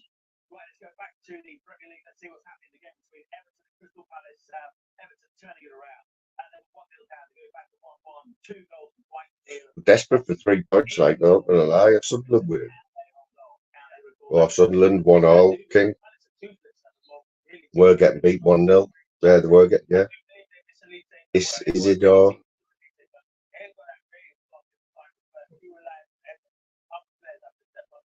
I need Palace to score. I said all draws in the Premiership today. I know that's. I had to be capped round the other way, and for the Russian, somebody Russian. Did it win? Did it win? Silky Wilkie in the 3:15 at Haydock. Yeah, my tip was all draws in the Premiership today. I need Everton to score, and who else was it? I need Forest to score. I need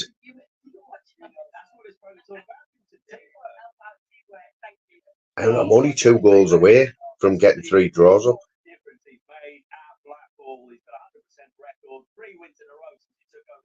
Brentford are drawing.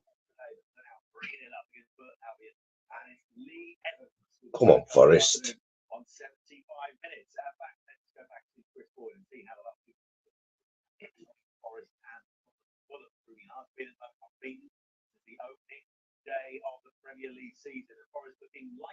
Is this pick on Moon Day? Yeah, like pick on Moon Day.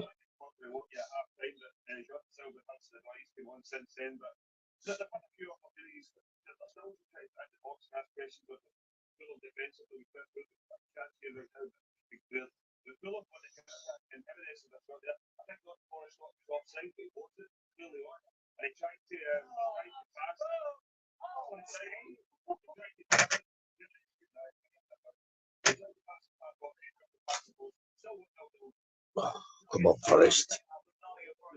Lee Evans has just gone. Oh yes, 2-0 to Borough. Come on, Hayden Hackney.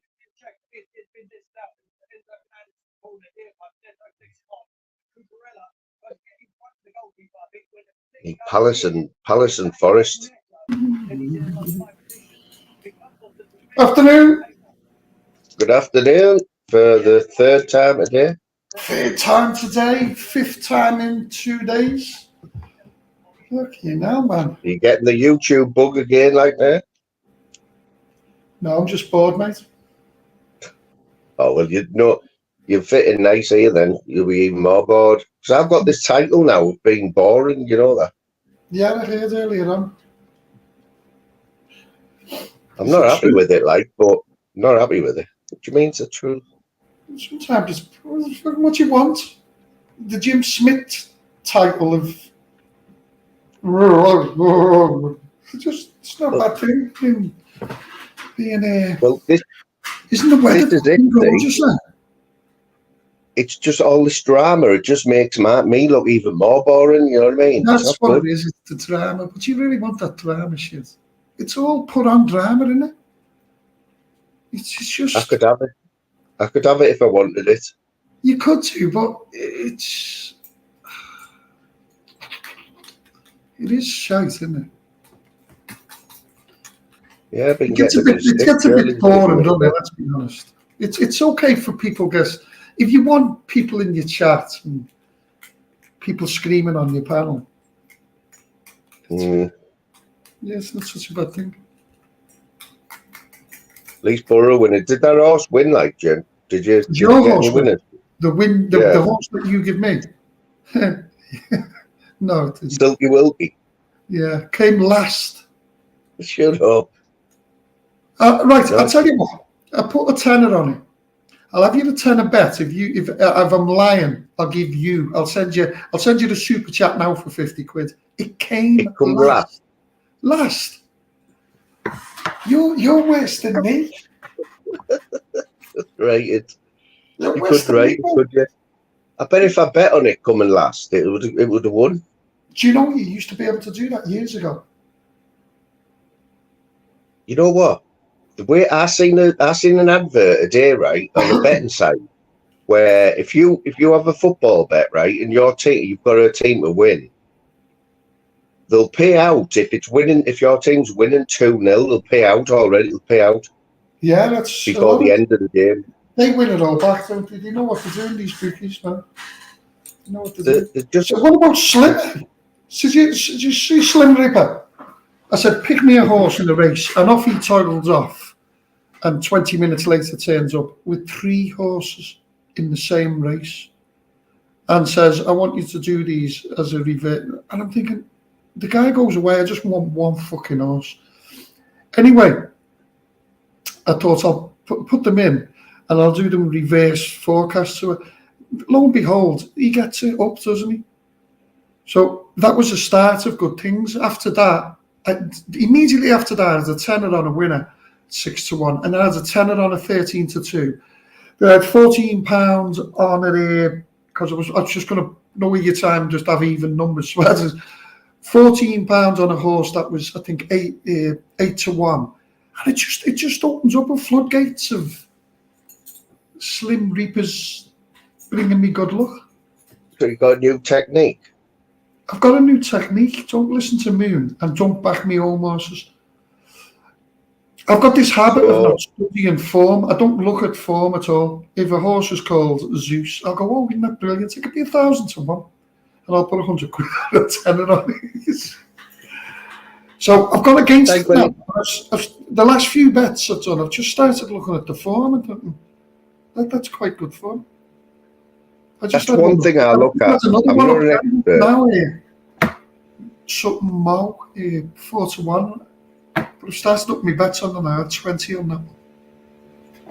I'm not an expert on horses, right? But if I had to pick a winner or something, right, one thing I'd look at is if it was a course and distance winner, because you know that it can do it. You know what I mean? It's done it before and it's won on that course, so that's one thing to go by.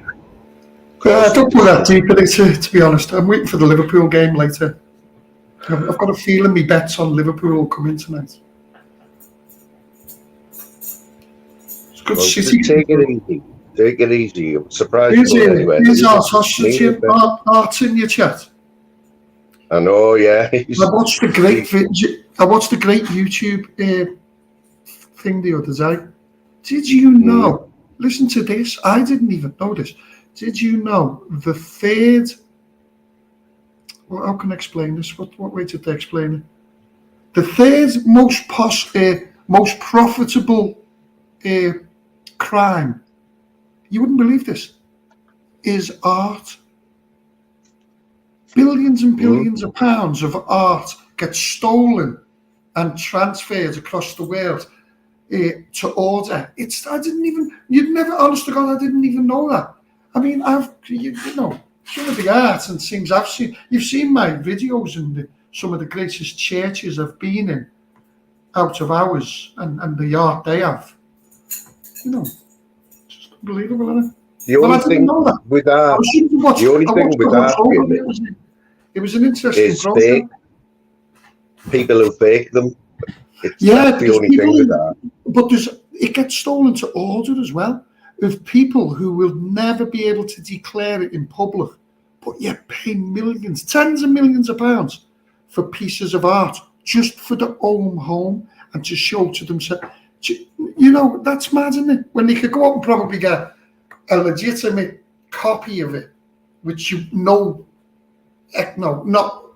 Joe Normal would know, but they're that obsessed with having the actual piece itself that they get it stole to order. And you're not talking, I'll give you a few hundred quid. You're talking hundreds of thousands of pounds. People are getting paid.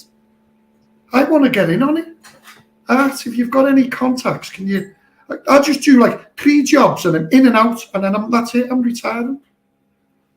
I go and live in it's right up your street because it's used in collateral in drug and gun deals. So you being the biggest drug dealer in Southampton, you could come in handy for you, mate. Wouldn't it? Be able to use it as collateral for a big deal. Yeah. But I didn't know that, honest to God. I didn't. If someone had just said to me, name the 10 most profitable crimes, in the world. Mhm. You know, you could name a few, but I would never have put the theft of art into that category. And in fact, it's the third most profitable. Unbelievable. Yeah, he's the one for you, right? So remember when that crime gang in London tried to pinch the Millennium Diamond in the Millennium Yeah, Dome I that remember night? that. Yeah. Did you know that it wasn't even the real diamond that switched it? No. Yeah, I've seen loads of But neither did, documentaries about obviously, it. Wasn't even the real diamond. neither did Wasn't even the real. they did. But that's what's happening now. That's funny enough, because that was in this doc. Do you know what? I'm going to try and get it, and I'll share it on my community post, because it was a really interesting YouTube. It was made by a YouTuber, but really well put together. And that was when he was speaking to art dealers who have exhibitions and stuff like that.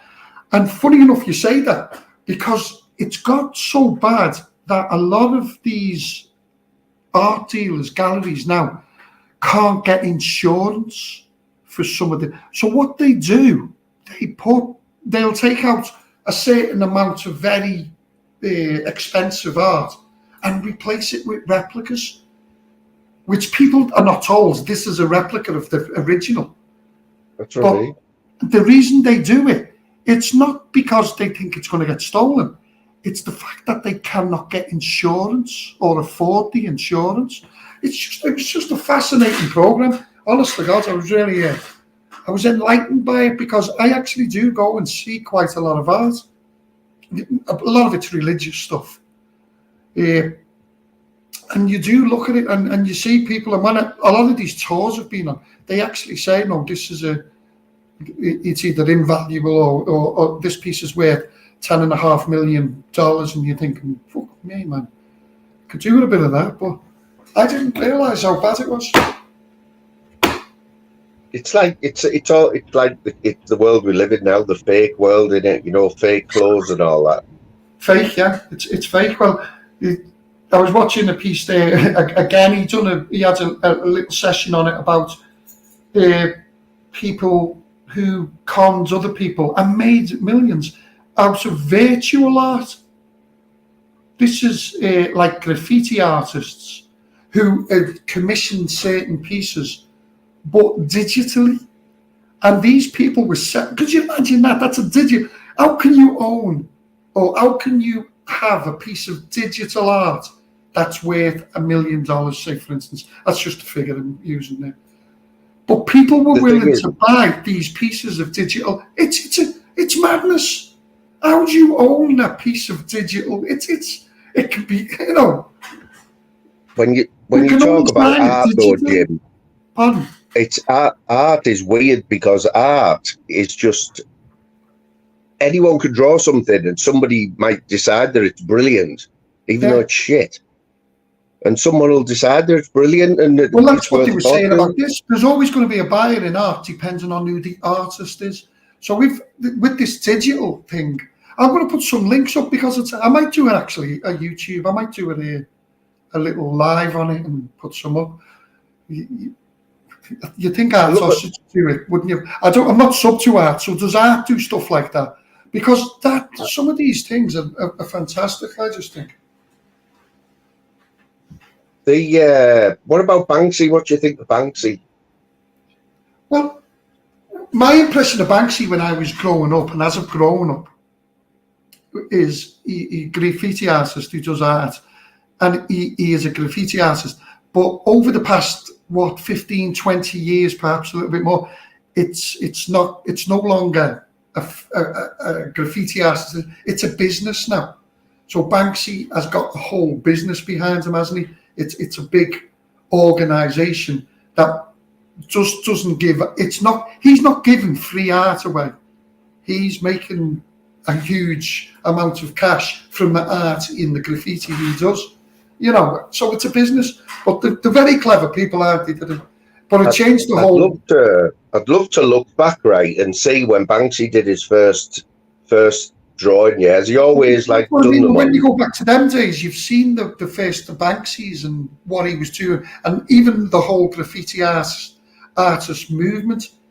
It was about anonymity, wasn't it? It was about knowing the signature or whatever they use on, and you'd automatically say that's a Banksy or that's a that. But now it's a very, very big business, isn't it? It's not no longer graffiti artists doing fantastic. No, they do some really good art, but a lot of it's commercialised shite, isn't it? No, it's that's in my opinion.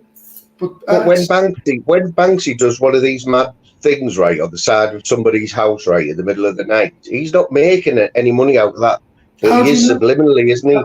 How do you know he's not making money out of it? It's It's not keeping just. his name out This is there. not Banksy turning up in camouflage with a torch What is it then? and What a is it few then? stencils. It's all planned and directed. He's got a full team behind him. Look, this is I've seen a couple of programs. I think there was a Netflix thing on Banksy and that side of graffiti artist and what he done. I mean, he's hated by a lot of people within that, and so are other graffiti artists who they think have sold out, because you're not talking about them getting paid a few £100. They get paid. They're getting paid millions. It's a business. It's not a guy off the street no longer walking around with a can of spray paint in his back pocket. If anyone wants to prove me wrong or know something different, tell me. But that's what I work out of it.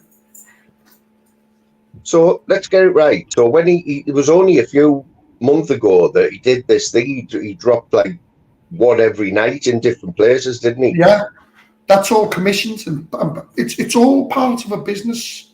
Whatever business, I don't know how they make money from art, and especially graffiti. How do you make money from graffiti? Right, because these people make masses of amounts of money from graffiti. They're not giving you graffiti for nothing no longer. Yes, you're going to have some of the urban kids, the new, but a lot of these established graffiti artists now are commissioned businessmen. I don't know if someone in the chat knows, perhaps. Well, it's not what you think it is. See, I think that is talent. I think graffiti, some of the graffiti you see, is smart. And you've got to be talented to do that with some spray paint, you know what I mean? Yeah, but have you seen the way they do graffiti now? They turn up with about 10 or 20, 30 stencils. And the first stencil goes on, they spray painted. The second stencil. It's not like when he first started off where everything was freestyle with a can of... It's not like that. They turn up with team stencils and they stencil it out. The next stencil goes on. And the overall product is graffiti that looks absolutely fantastic. And people would say, it's not freestyle no more. It's like turning up in effect with a print of graffiti and putting that on the wall. If you know what I mean. That's my opinion of it. I may be wrong. So, listen, right, so he's saying here, right, Art Ostrich is saying Banksy makes thousands, right, from prints. Yes. A print of a copy, a print of an original, right? Yeah, I can understand the original being... What you forget, they need to get the original out there. Not a copy. But not a copy. They get the original out there. That could be the next print run. So say, for instance, he goes to your house tonight and on the side of your wall, he puts a picture of a cat, right, holding a balloon, fighting with a policeman, right? There you go, Banksy, your next commission, right? And then he signs it, Banksy. Yeah. That's going to be done by stencil. But that print has already been done. They know how that's going to look perfectly. And it gets printed, one of 1,000, one of 100, and Banksy then signs them. So Art's right, that's what gets sold. Although it's a print, the original's on your wall, right? And people steal the originals now, as you've seen. But he needs that original to be out there so everyone knows what that latest Banksy is. This is the cat on Moon's wall. Right. So this is what I liken it to, right? So the Mona Lisa, right? No print of the Mona Lisa is worthless. It's worthless, isn't it? Because because that's different, right? That's a piece of art from oil or whatever, which can be lifted and moved and owned, and it's yours. It'll go. If Banksy goes to your house today and prints a cat on the wall of your wall 16 foot high, what are you going to do with it? People do take it down and it ends up somewhere obscure or by some art dealer who will have it in his shed because it's stolen art then, isn't it? It's stolen. But the print, the signed print that Banksy and these artists do is signed by them. There's still in effect, you own the original. Because the stencil on the wall is a print. It's a stencil. It's not a freehand painting or. Right. What about this then? I'm saying this because I'm an expert in art and I know very little of it apart from watching a 40-minute documentary on YouTube. What about this then as an example in going in another direction, right? Books. Yeah. The first edition is always worth more, isn't it? Oh, and even more the script, the actual. If you've got a script. Oh, you got the script of a best-selling book, or you're onto a winner, aren't you? And every print every print from that first edition is less and less value until it gets to be a paperback worth $1.99 or 99p. Exactly, but the original first issue could be worth. Harry Potter was an example, one of the books that the lady. You know, her original first edition copies of that book, first edition, and there might have been 2,000-3,000 of them, ended up becoming worth thousands upon thousands of pounds. But yet you can still buy the exact same book now, but it's edition number 69, and it's worth 99p. It's worth what it is. A first signed edition copy is worth the best. If you had the transcript of that, you'd be a millionaire probably. This is what I mean. Like, it's mad. It's mad, but I don't understand the prints. How you get a print of a picture and it's because it's not. You're treating it as a picture. It's a graffiti. It's a piece of art or installation on a fixed structure. It's not meant to be lifted and carried and placed where you want to put it in the best light. It's supposed to be a permanent structure, left alone for people to come past and see. But then he makes the prints off that idea. So, for instance, this is a copy of the graffiti, a first print of the copy of the graffiti on Moon's house wall. You know, and that's I think why now he's prosecuting people who steal his art. And isn't that mad? And that's why I'm saying a lot of it's commissioned and planned now, because if he paints a cat on your wall and signs it Banksy, and tomorrow someone comes and steals it, how come all of a sudden now the Banksy organisation can take people to court for stealing his art? He's graffitied your house, it's your art, surely. And that's why I feel there's a lot of commissioned work going on, permission to do it, where graffiti artists were renowned for turning up and putting graffiti anywhere they wanted. Right, so you tell me how this goes down then, right? Banksy's got a plan when he's in the middle of this dropping one of these stencils on the side of a phone box in the middle of London, right? Yeah. What's the logistics of that? How's that going down? Oh, it's full. They plan it. They plan it to precision. The best way. Obviously, we're talking about art in the programming scene, and it has a very small proportion about graffiti in it. But the best thing to do, there is a Netflix documentary out there about graffiti artists, and in particular Banksy and a few others, French graffiti artists, and that movement. And you want to see the way they do it. They turn up with teams, installation teams. They just don't turn up with a bag of paint and a fucking brush. It's highly planned. And yet you've got the graffiti artists now who are old school, who hate what Banksy and the rest of them have done. It's not just Banksy. A lot of graffiti artists make a lot of money. There's a Netflix movie about it. Right, so you're saying that Banksy has nothing at all to do with that picture being on the wall. He's not there. No, he is there. Because if he isn't there, then he's there with a huge team. He's not there by himself. He doesn't turn up and do it freestyle, freehand. He turns up with stencils and they know where they're going. They know everything, what's happening. They know the location. They know exactly where they need to be. Bloody hell, they turn up with scissor lifts and mupes and everything. I understand this, right? I understand that, right? But if, for me, why it's worth a fortune is because you have a vision that Banksy has done that on your wall. Banksy has done it. That's why it's worth with about 20 a fortune. others, and he's turned up. It's not a freehand style drawing. It's everything. His signature might be. I don't even know whether he's signed. Yeah, he does sign them. See, ISIS saying there secluded locations, but these weren't. These were like dropped in London and places, weren't they? Like on where people were walking about. Like how's he do it? That's what I'm getting at. Honest to God, watch that Netflix documentary. It's a good. I don't know whether I'll have to, like. It's really good. It's just about what happens with why people hate him. A lot of people know who he is now, obviously, but it's not the point, is it? No, I don't know how the fuck did you get on graffiti? What's the score? Mate, you just don't know, do you, with these lives, what goes on? What happens? I think this was in Baz's, we would be swearing at each other, offering each other fights, and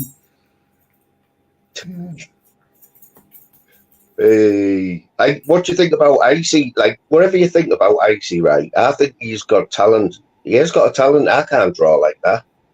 I wish I could. A lot of people can't. I can't draw a rabbit or anything, mate. My rabbits and dogs look like, oh, mate, I'm hopeless. Some people are very, very good at art. Who have you got who's very good at art on YouTube? So you've got Ice Chain, you've got Quaver Ava, and you've got Pollyanna. They're three I know who create and can create pieces of art. You know, and do you think you could teach people how to draw, Jim? Can you teach somebody how to draw? I don't know. There's some things you can't teach people, isn't it? There's some things you're born with and you're very good at. You've got to have that. You've got to have an eye. It's not just about teaching someone how to draw, is it? It's the way they. It's the interpretation and what they put in it and the way they see it, and that's what makes theirs look better. If you were to draw a picture of a horse because you know how to, and Ice Chain was, you'd probably come up with two different pictures of two different horses, but you'd be able to tell who the artist is and who isn't. It's mad, isn't it? Yeah. You know, when people are good at something, when they're very artistic, they're above everyone else, aren't they? They stand out. So it's because you get art school, don't you? Taught art. Yes, you can be taught how to draw, but you'll never have, unless you've got something in you, you'll never be that artist, will you? You can look at a picture and say, that is fantastic. And you can look at the same picture drawn by someone else and say, it's a pile of shit. Although it's good, you know what I mean? Right, art. King don't have to time art out. What he does that for, he does it in flavours as well. He's actually doing it to stop me getting any grief. He deletes his comments, you know, after he puts them in. He does it on. He doesn't do it out of being dodgy. So there's a few people who do that. They put the chat and then they put it in, and then because when especially you're in some channels and you say, "Oh, I wonder what they said," but obviously the message was just aimed to a person. It's a bit sad. It's YouTube, isn't it? Who the fuck cares? Yeah. I think you've got some. You know, you've got. I look at it this way. If I want to tell you prison stories, right, I could set up my channel and I could tell you all stories about prison. Very believable. Yeah. And I could fool every one of you because I've never been to prison. I leave that to the likes of Yami B. Right. Now, he's got this skill, hasn't he? And this is how we can bring the YouTube community back together. People who've got skills need to jump on panels and just talk about something different than going to meet somebody to beat them up. Okay, so we don't need Yami B with us because he does talk a lot of shit. What do you think of Billy Moore? I've only just started watching Billy Moore, you know. Stop. I know. I've heard you talking about him, mate, and what he's doing and that. You know, Billy Moore lives in some of the best and visits some of the best places in this country. But how come Billy Moore can turn some of the best places into shitholes? And I tell you why. Because everywhere he goes, he never does anything positive. It's all about, what was it the other day? I watched one of his about Rill. Rill is a very small, deprived seaside town where people struggle. It has been for years, but it's still, in the summer, it's got a beach, it's lovely, it's got a caravan park, and it's nice. But he went there and calls it the dirtiest shithole in the whole of the UK and put a pic. He done it with Plymouth, and I proved Weston-super-Mare, and I went to Weston-super-Mare the next day. Did you say? I remember them, and I proved him totally wrong. He went and found the shite, and I went there to the same areas he went to and found some really lovely fucking places. If anyone sees Billy Moore, tell him to fucking cheer up and start putting some positive content out. All right then. So, are you saying that if Billy Moore was from Middlesbrough, will he still be a cock, or is it because he's a Scouser? It's because he's a Scouser. I just don't like that. You know, it's not Billy Moore you dislike. It's what he's doing you dislike.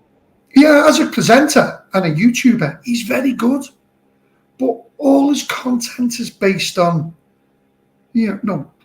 finding the local drug house, finding the local prostitute. And honest to God, he picks, I can go to any city and get the most deprived street and go along and do a 15-minute YouTube saying, isn't this terrible? But there's thousands upon thousands of other streets and beautiful places and he doesn't show any of that. He shows all the shit. And people love him. Oh, I didn't know it was that bad. And I used to write this. It's not. It's a fantastic place to live. He's went down the one street that you wouldn't walk down because it's got a problem. And that's allowed to be there to keep the people with the problem in that one fucking street. But he's getting the numbers though, isn't he, Jim? He's getting the numbers. He makes a living out of it. It's his job, isn't it? He actually makes, he gets sponsorships, it's like when we had we had the demonstrations in Liverpool, didn't we? And we had one night of about 30 or 40 fucking kids setting fires to wheelie bins and everything. Now, the next morning, Billy Moore went out on the streets and he went down with a sad little face telling everyone, oh, look how sad it is, and isn't it bad and all that. Where there's another guy, KC Media, I think he's called. He does the drone footage. He's a fantastic YouTuber from Liverpool. And he went down exactly the same street, but talked about why would people, this street is the best it's been, because it's the first time in 5 years we've actually had bin men out cleaning up all the rubbish. We've actually had people picking up the mattresses and the sofas because it's a deprived street. It gets fuck all. It's got the worst. It gets the government and the local council do not give it nothing, and they've let it go and put more and more people there just so it becomes a deprived area. And after those few bits of far-right rioting that all those people got 20, 30 years for, that street at least got cleaned up for the first time in 6 years. No. But Billy Moore's down there with his sad bit, and the other guy's down there saying, actually, this is going to be a bit positive now because that sofa that's been sitting on that corner for the past 5.5 years and had rats all over it, it's been moved, it's been set on fire. Should have happened months ago. So what part of Liverpool does he live in? Does he live now? Has he got money now, mate? I don't know whether he's got money. I'm not clear. I don't know which part Billy Moore lives in. Hang on, he got out during that, so I've got a feeling he lives in Walton or Stanley Road, Scotland Road. No, he won't live in Scotty Road. The reason I know he doesn't live in Scotty Road, because he done another show 3 weeks ago, about Scotland Road. Scotland Road it's deprived now. It's not deprived. So it's a nice area. It's been developed. But years ago, it was a bustling community. It's no longer that, but it doesn't make it a shithole. It's got a fantastic church there, St. Anthony's and stuff like that. But he didn't do that. He went and found the local crackhead, didn't he? And videoed the local crackheads and said, oh, it's terrible that you're living on the streets. Why don't they put you up? And the person turned around and said, they do put me up, but I keep fucking up. So they keep kicking me out, hence why I have to live in a car. And Billy's going, oh, it's terrible. They need to do something for. And I said, Billy, I'm shouting at him, Billy, do you do something for them? Go and show these local communities where they're getting help instead of sitting there shoving a camera in his face and probably giving him a cheese fucking sandwich. He's wasting do both, Jim. Do both. Do the bad side of it, but then show a good side.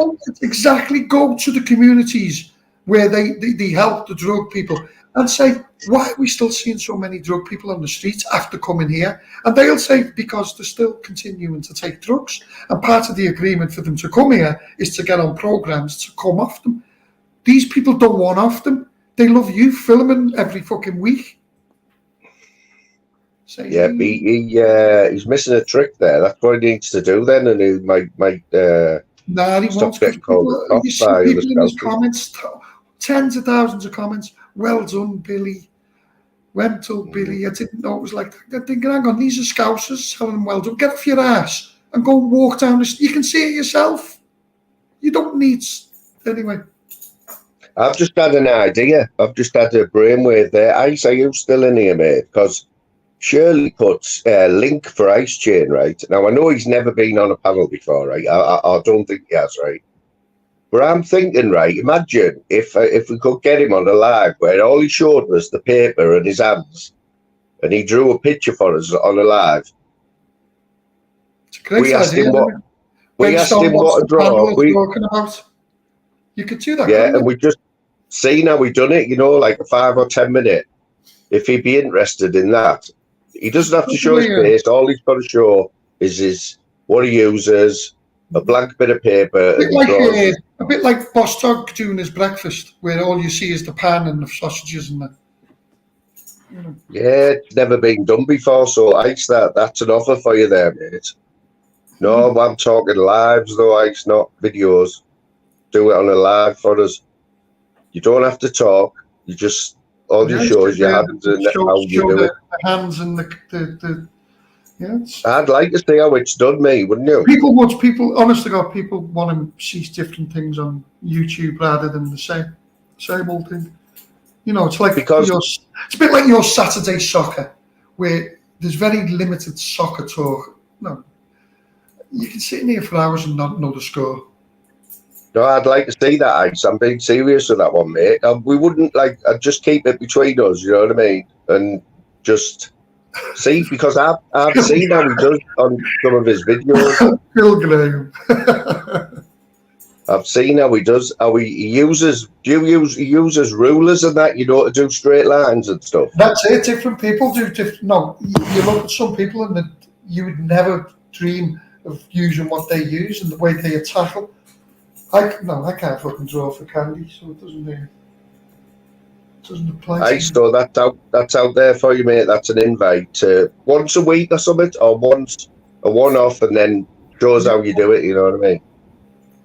That's genuine, that, because I know a lot of people have a go at Ice, but he's and then auction it for charity for Dan Riley's wheelchair.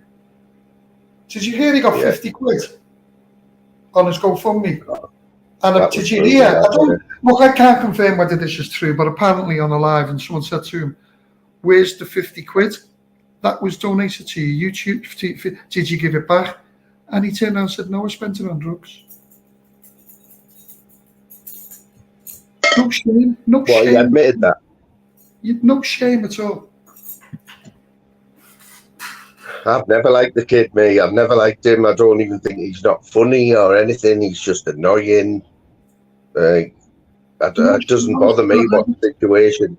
But do you think the tree really fell on him, though, Jim? The tree did a great job. I do believe the story that he was chopping down a tree and it fell on him, because he's thick as shit. And that's what happens to thick as shit people. Chopping down. What the fuck? He went camping. How do you not move out of the way? How would you not move out of the way before? The point of the fact is, he said this is how they started. Him and his 3 mates went camping. And they were only camping for one night, by the way. And they decided to chop a fucking tree down for firewood.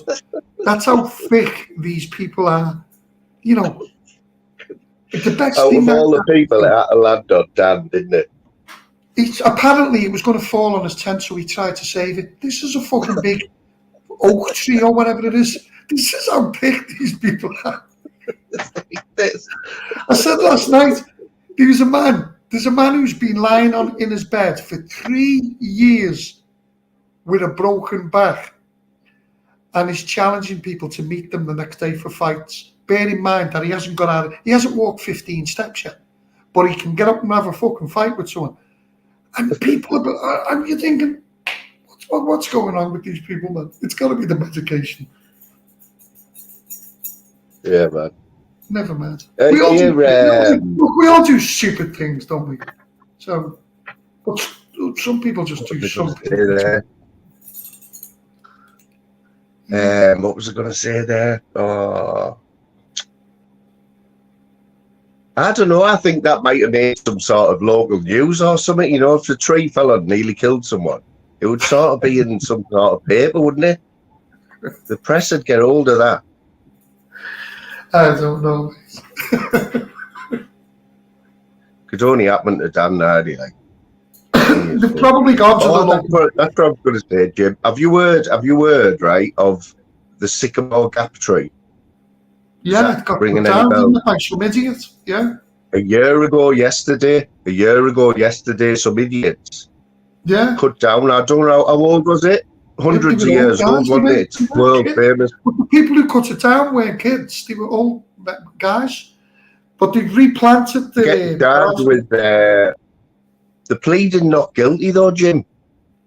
How can the police have evidence on them and they're pleading not guilty to chopping a tree down? Because they're thick. If you've got evidence and it was you, police have got evidence and it is you, and you know. Surely the solicitors would say, look, you just go plead guilty because otherwise you're going to get trouble. Exactly. Who knows?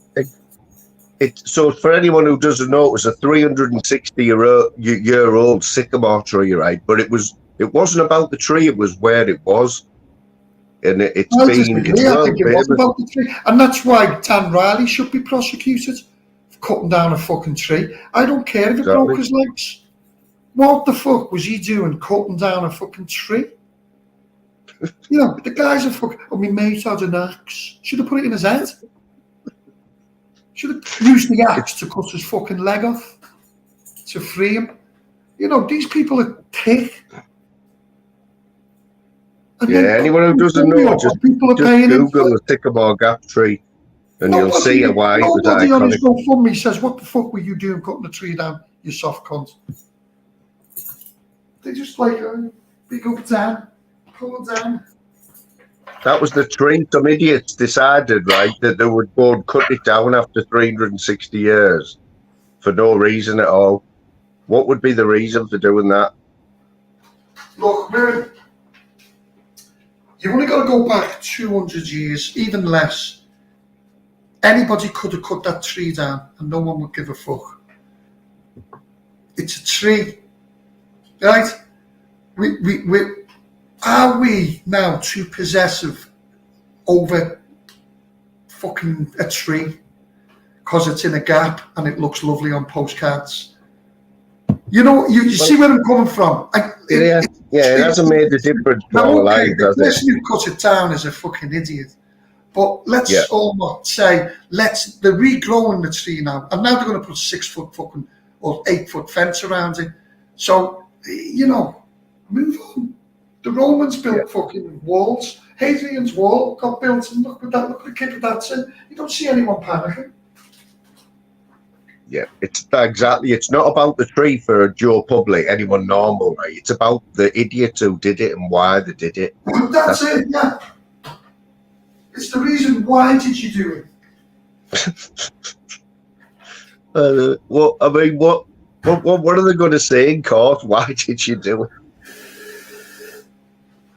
Fucking hell, I'd love to hear the reason. Well, then again, you know, in court, right, the actual crime they've committed is cutting down a tree. Right? Exactly, it's one of them, isn't it? That's it. In the eyes of the law. In the eyes of the law. Cut down a tree. It wasn't a listed building or something like that. It's classed as a tree. So what fine or prison sentence can you get? But because of the sentimental and public opinion, they'll probably get 5 years for cutting down a tree. Exactly. People have done worse than cut down trees. But you know what I mean? To know what was going through the heads though, because if you look where the tree is, Riley, he probably wanted to cut the start of. No, that could have been Dan Riley because that's something him and his crew would have done. They would have camped under that tree. They would have cut it down. And when the police come along, what the fuck have you done? Oh, we were camping. So you've cut down a 360-year-old tree that weighs 4.5 ton to what? To burn? You wouldn't even be able to set it on fire. Crazy, man. Crazy behaviour, that man. It's all down to the care in the community. That's what we've got to look at.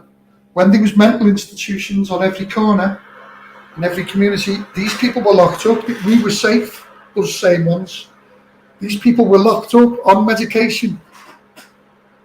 The best live I've seen this year, 2024, will never be beaten, in my view. Not while I'm alive. It's surpassed now. And that is one morning, alive, from fake Phil, in a mental institution. You're never going to see that again. You couldn't write I was there. Live from the mental institution, from the room he was locked up in. And everyone's going, you're not locked up. And then it shows all the fixed fittings. It shows his guards outside. And I thought to myself, this is YouTube's biggest. It should have been. That should have went viral worldwide. Because fake Bill, when he was doing it though, Jim, he just thought it was normal, didn't he? It was but nothing so like. did a lot of other people. A lot of other people. Oh, you're okay. Oh, tomorrow I'm going to go for a walk down the coast, and I'm thinking, you're fucking nuts. You've got a guy sitting outside your room 24/7. You're going nowhere. But people would go, oh, big up Phil. He's in a mental institution. Yeah, man, that's fucking bad. You can't write it. I was sitting there with my mouth open. I think I was having a coffee break. And I thought, he's not in a mental institution. Hello, people. I'm in a mental institution.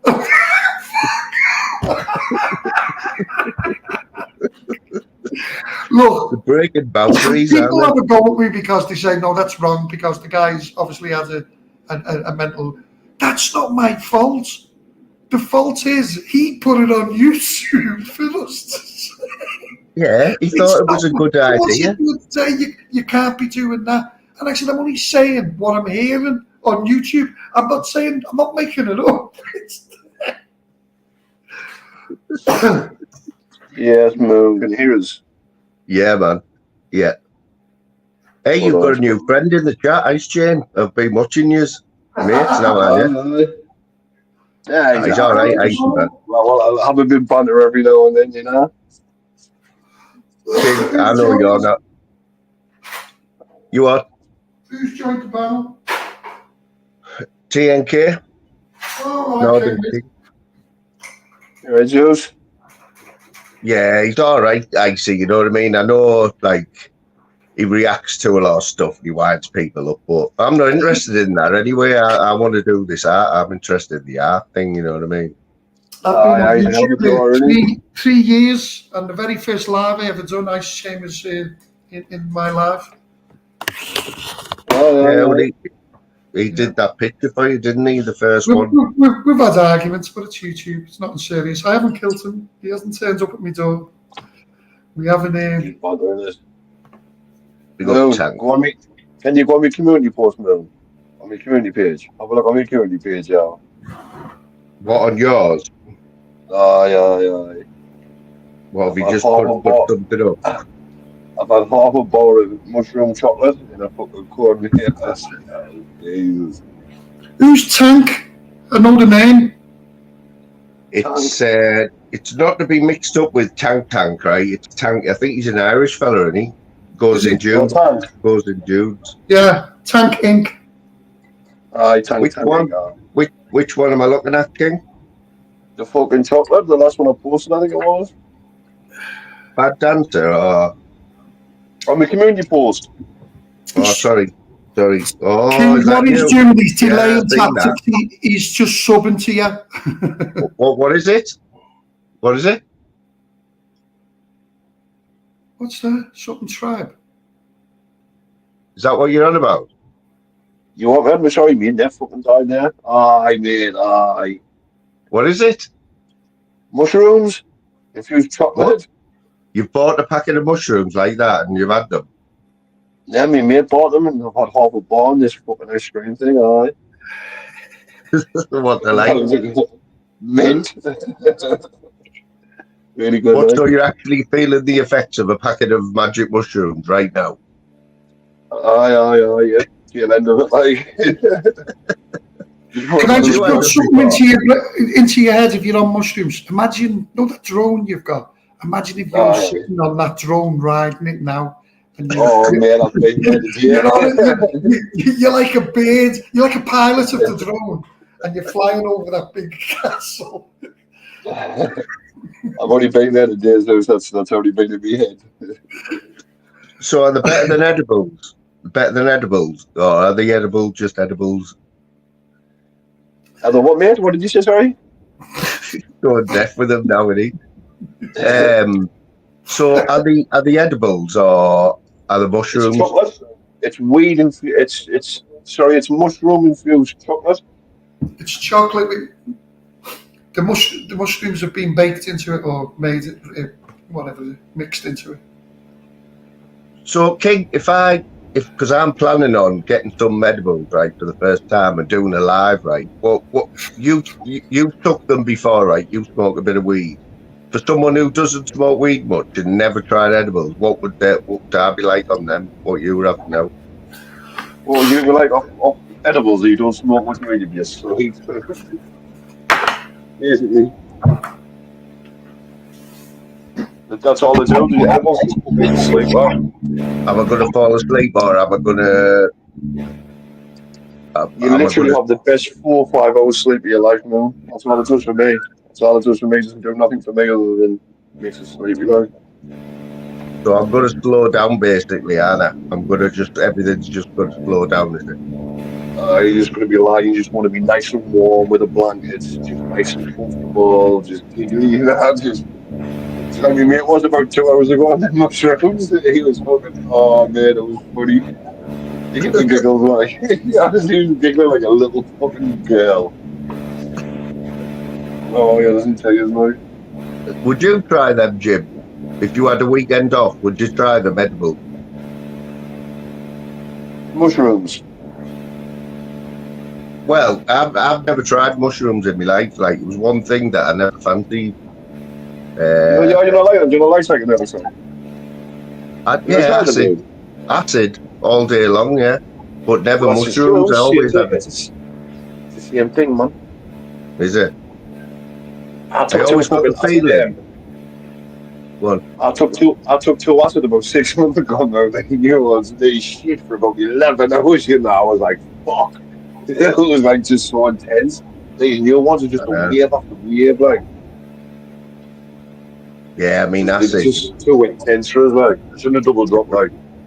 Yeah, it blows your socks off. I couldn't imagine having 2, like, but I know exactly what to do to me. I loved it. I loved the trip.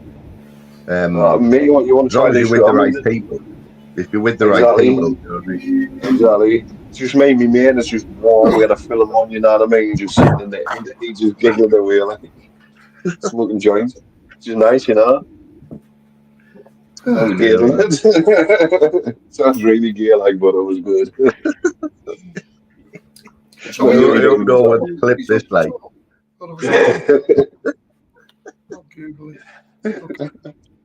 Jim. What? If you had a weekend off, right, on your own, or the wife's gone away and you had a weekend off, would you ever think of trying a few edibles? No, I can't. I know I'm saying about work. If you didn't work, I absolutely love to sit and have a joint. You get too tested, like. But I literally would, but I cannot have any drugs at all. You get too tested. Pardon? Do you get they drug get tested? every week. Is it a swab or is it a strand test or what? It's where they put you lick the It's a swab. Yeah. So you're good after you'll be all right though. You can get this stuff that neutralizes your saliva. I don't know. I wouldn't like want to risk it, mate. It's your reputation. That's You know it's not what I mean? what what I mean with Jim. Yeah. I can wait a few more years, and then I think Boss Tog's going to make me my first if he's still alive. He's going to make me my first joint. It's either him or I'm going to ask Bob Cart. Have you seen the size of the fucking things he smokes? I know. There can't be one skin as them, King. There can't be just one Rizzler, like one. They're huge. It's either the very big or Bob Cart You is can only get- 6'6". You can get bigger skins, man, can't you? They're fucking massive, man. They just look bigger, man. They look bigger on camera. They do look bigger. Like if I put my camera on now, it's really this joint would look massive, you know what I mean? But it's just a normal skin. Look, Randy's comment there.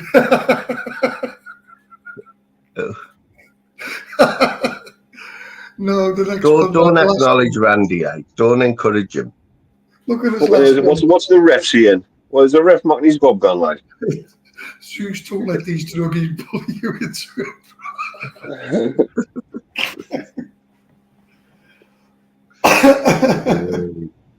King, I've been watching you, King, in chat. You've been enjoying. You were in Bob's chat the other night, weren't you? That went a bit nuts, didn't it? Bob Carts. He took it down as well. He took it down. I was gutted. Like I wanted to watch it back, but he'd gone. No, that was funny. That was funny. Them chats were funny. Like, I just been letting my hair down a bit. Like. King sees a lot, but does keep very calm, doesn't he? You must have some really opinions about people, King. It'd be interesting when you retire, when you do a YouTube video about everyone. It would be very interesting because you see quite a lot that goes on, and you're respected in a lot of panels, even though they all hate each other. You can still go from one to another, and no effect whatsoever. Yeah. People know, man. And that was the every side of the store. Nah, it's down. I've been 8 years, you know, too long. Like it's quite sad, really, isn't it? Yeah. 6 years or something. 6 years. 6 years. 6 years or something. I think it's really just as It's good entertainment. You know, you can. I'm saying this YouTube has got some really good stuff going on. It's got the bit like, you know, everyone goes on about it, but you want to go and listen to it because it's car crash TV. People love car crashes. They love it is. See, back in the early days when I first started watching it, and I think it was the first lockdown. It was around the first lockdown I started getting into it. Before that, I was into like hunting. I was just watching all the hunting channels and that. And then I got into this community, like, and it's just like, whoa, I've had about 6 channels, like, and I'll get deleted. Now you've got the drone, though. You get some good stuff, don't you? Yeah, I like my drone, like, I like them videos, like. The cameras are brilliant on them, aren't they? He's famous for his drawings now, his pictures now. Like I seen John Smith liking them last night. Oh yeah, the drone 4K, like it is a really good camera, like it's really good, like. You don't need to edit it, you know what I mean? You don't need to edit nothing or nothing. It's just a really crisp, nice picture, like. You might have to broaden your horizons, though, King, and start looking at something else. Like what else is up there where you can go? Do you know what I used to do? Do you remember I used to do them clips? Remember I done one of You Moon as Frank Spencer. You know the videos. I was going to do one. I remember watching Jude, and Jude was outside his house on a live, and he was filming the police drones around, and he was going mad. Look at all these drones, and I was going to do Jude on his camera filming these drones, saying, "Look at all these," and I'm going to do Northern King with the song "Come Fly With Me." And I thought, the problem is these people can make these videos in half an hour. It takes me fucking a day. I just can't. No. See, I used to muck about like making videos, like, well, I can't be bothered now, like. I'm not a lover of these song videos I think they're not as good quality as what the people used to make. And I'm going to give an example here. Stacey, Smackhead Stacey, she does some absolutely unbelievable. I know they're very controversial to some people, but when the last one she did was in one of these using that AI voice, not voice. Oh, the songs, the music, they're not good on that.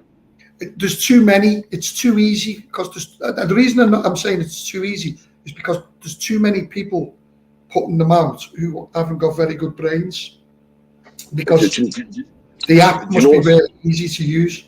That AI is scary, man. That AI. Have you seen what fucking Henry Kringle does, man?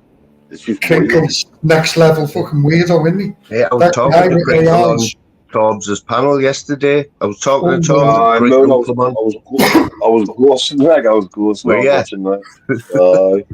He's unbelievable what he can do, though, with the technology. He done Torbs, didn't he? He done Torbs, like. And it was like weird, like I couldn't see it. I couldn't see it properly. I couldn't see. I could see. I could see a slight resemblance, like but it didn't look no like him, like. But it had slight resemblance, you know. But other people he's done have been mid. Yeah. It's scary, man, isn't it? It's scary. He's a weird guy, isn't he? I don't really know that much about him. He's supposedly supposed to be very intelligent. I don't know whether that's true. Yeah. He's just some kind of scientist, I think, isn't he? That's what they reckon, don't they? Mad scientist with one eye, isn't he? Well, that's it, the mad scientist, because he's giving whatever he's doing, he's giving it all away to devote his time onto social media, doesn't he?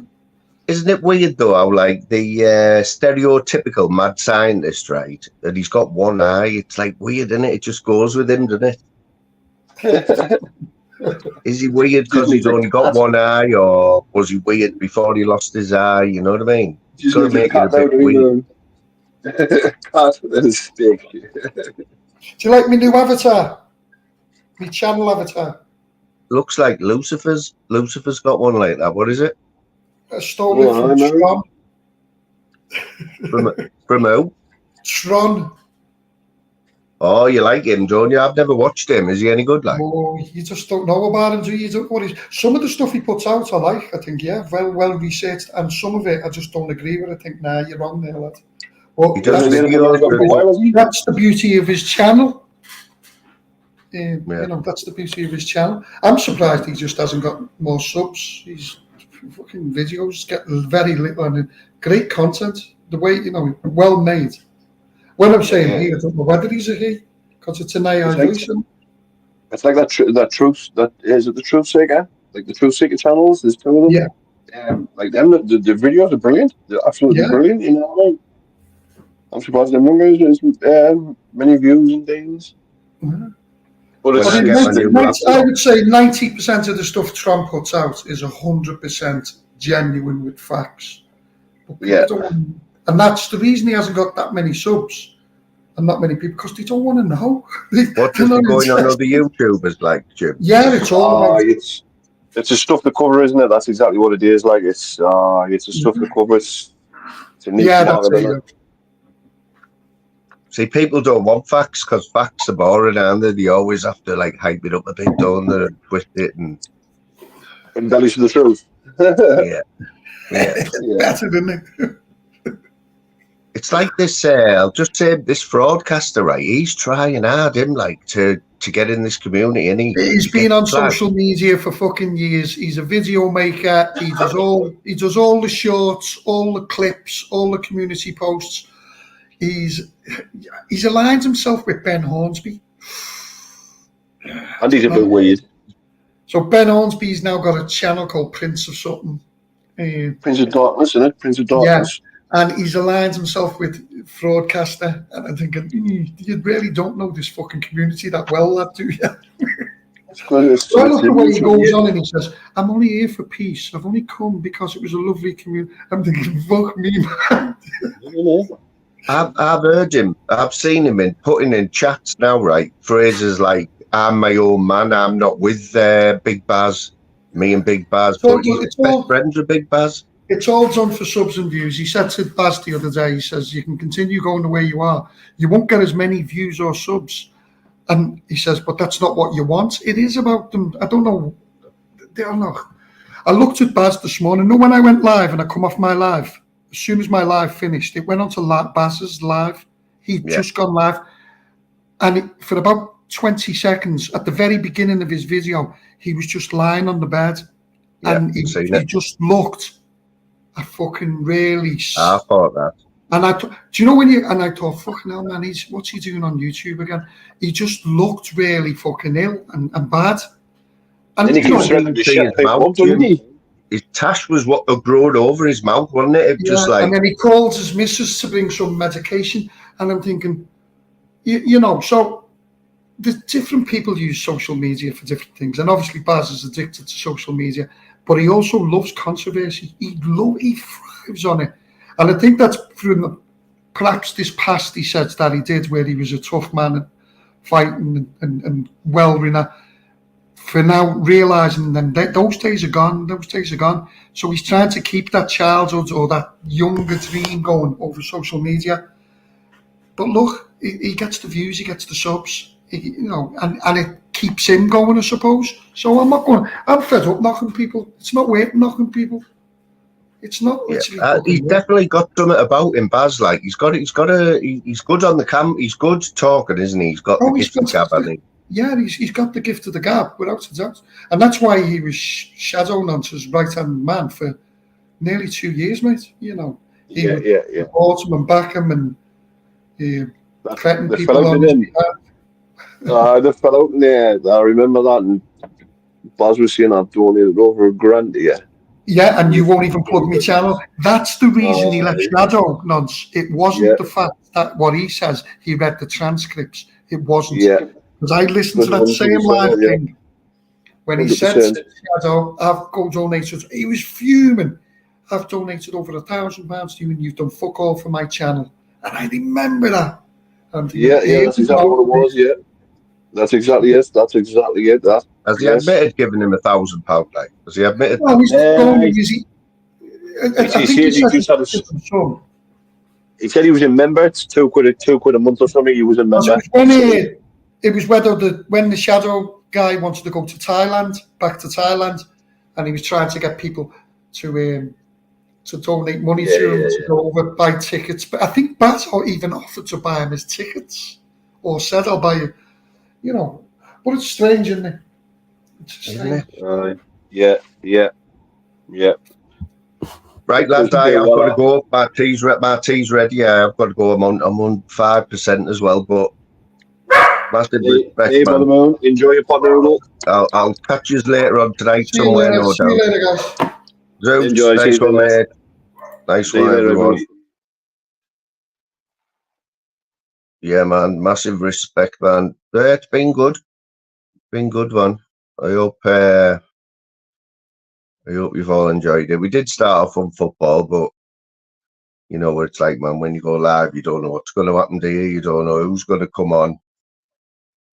But I'm sure there'll be plenty of lives going on tonight. But I've got to go and have my tea. Oh, Pez timed it just right there, didn't he?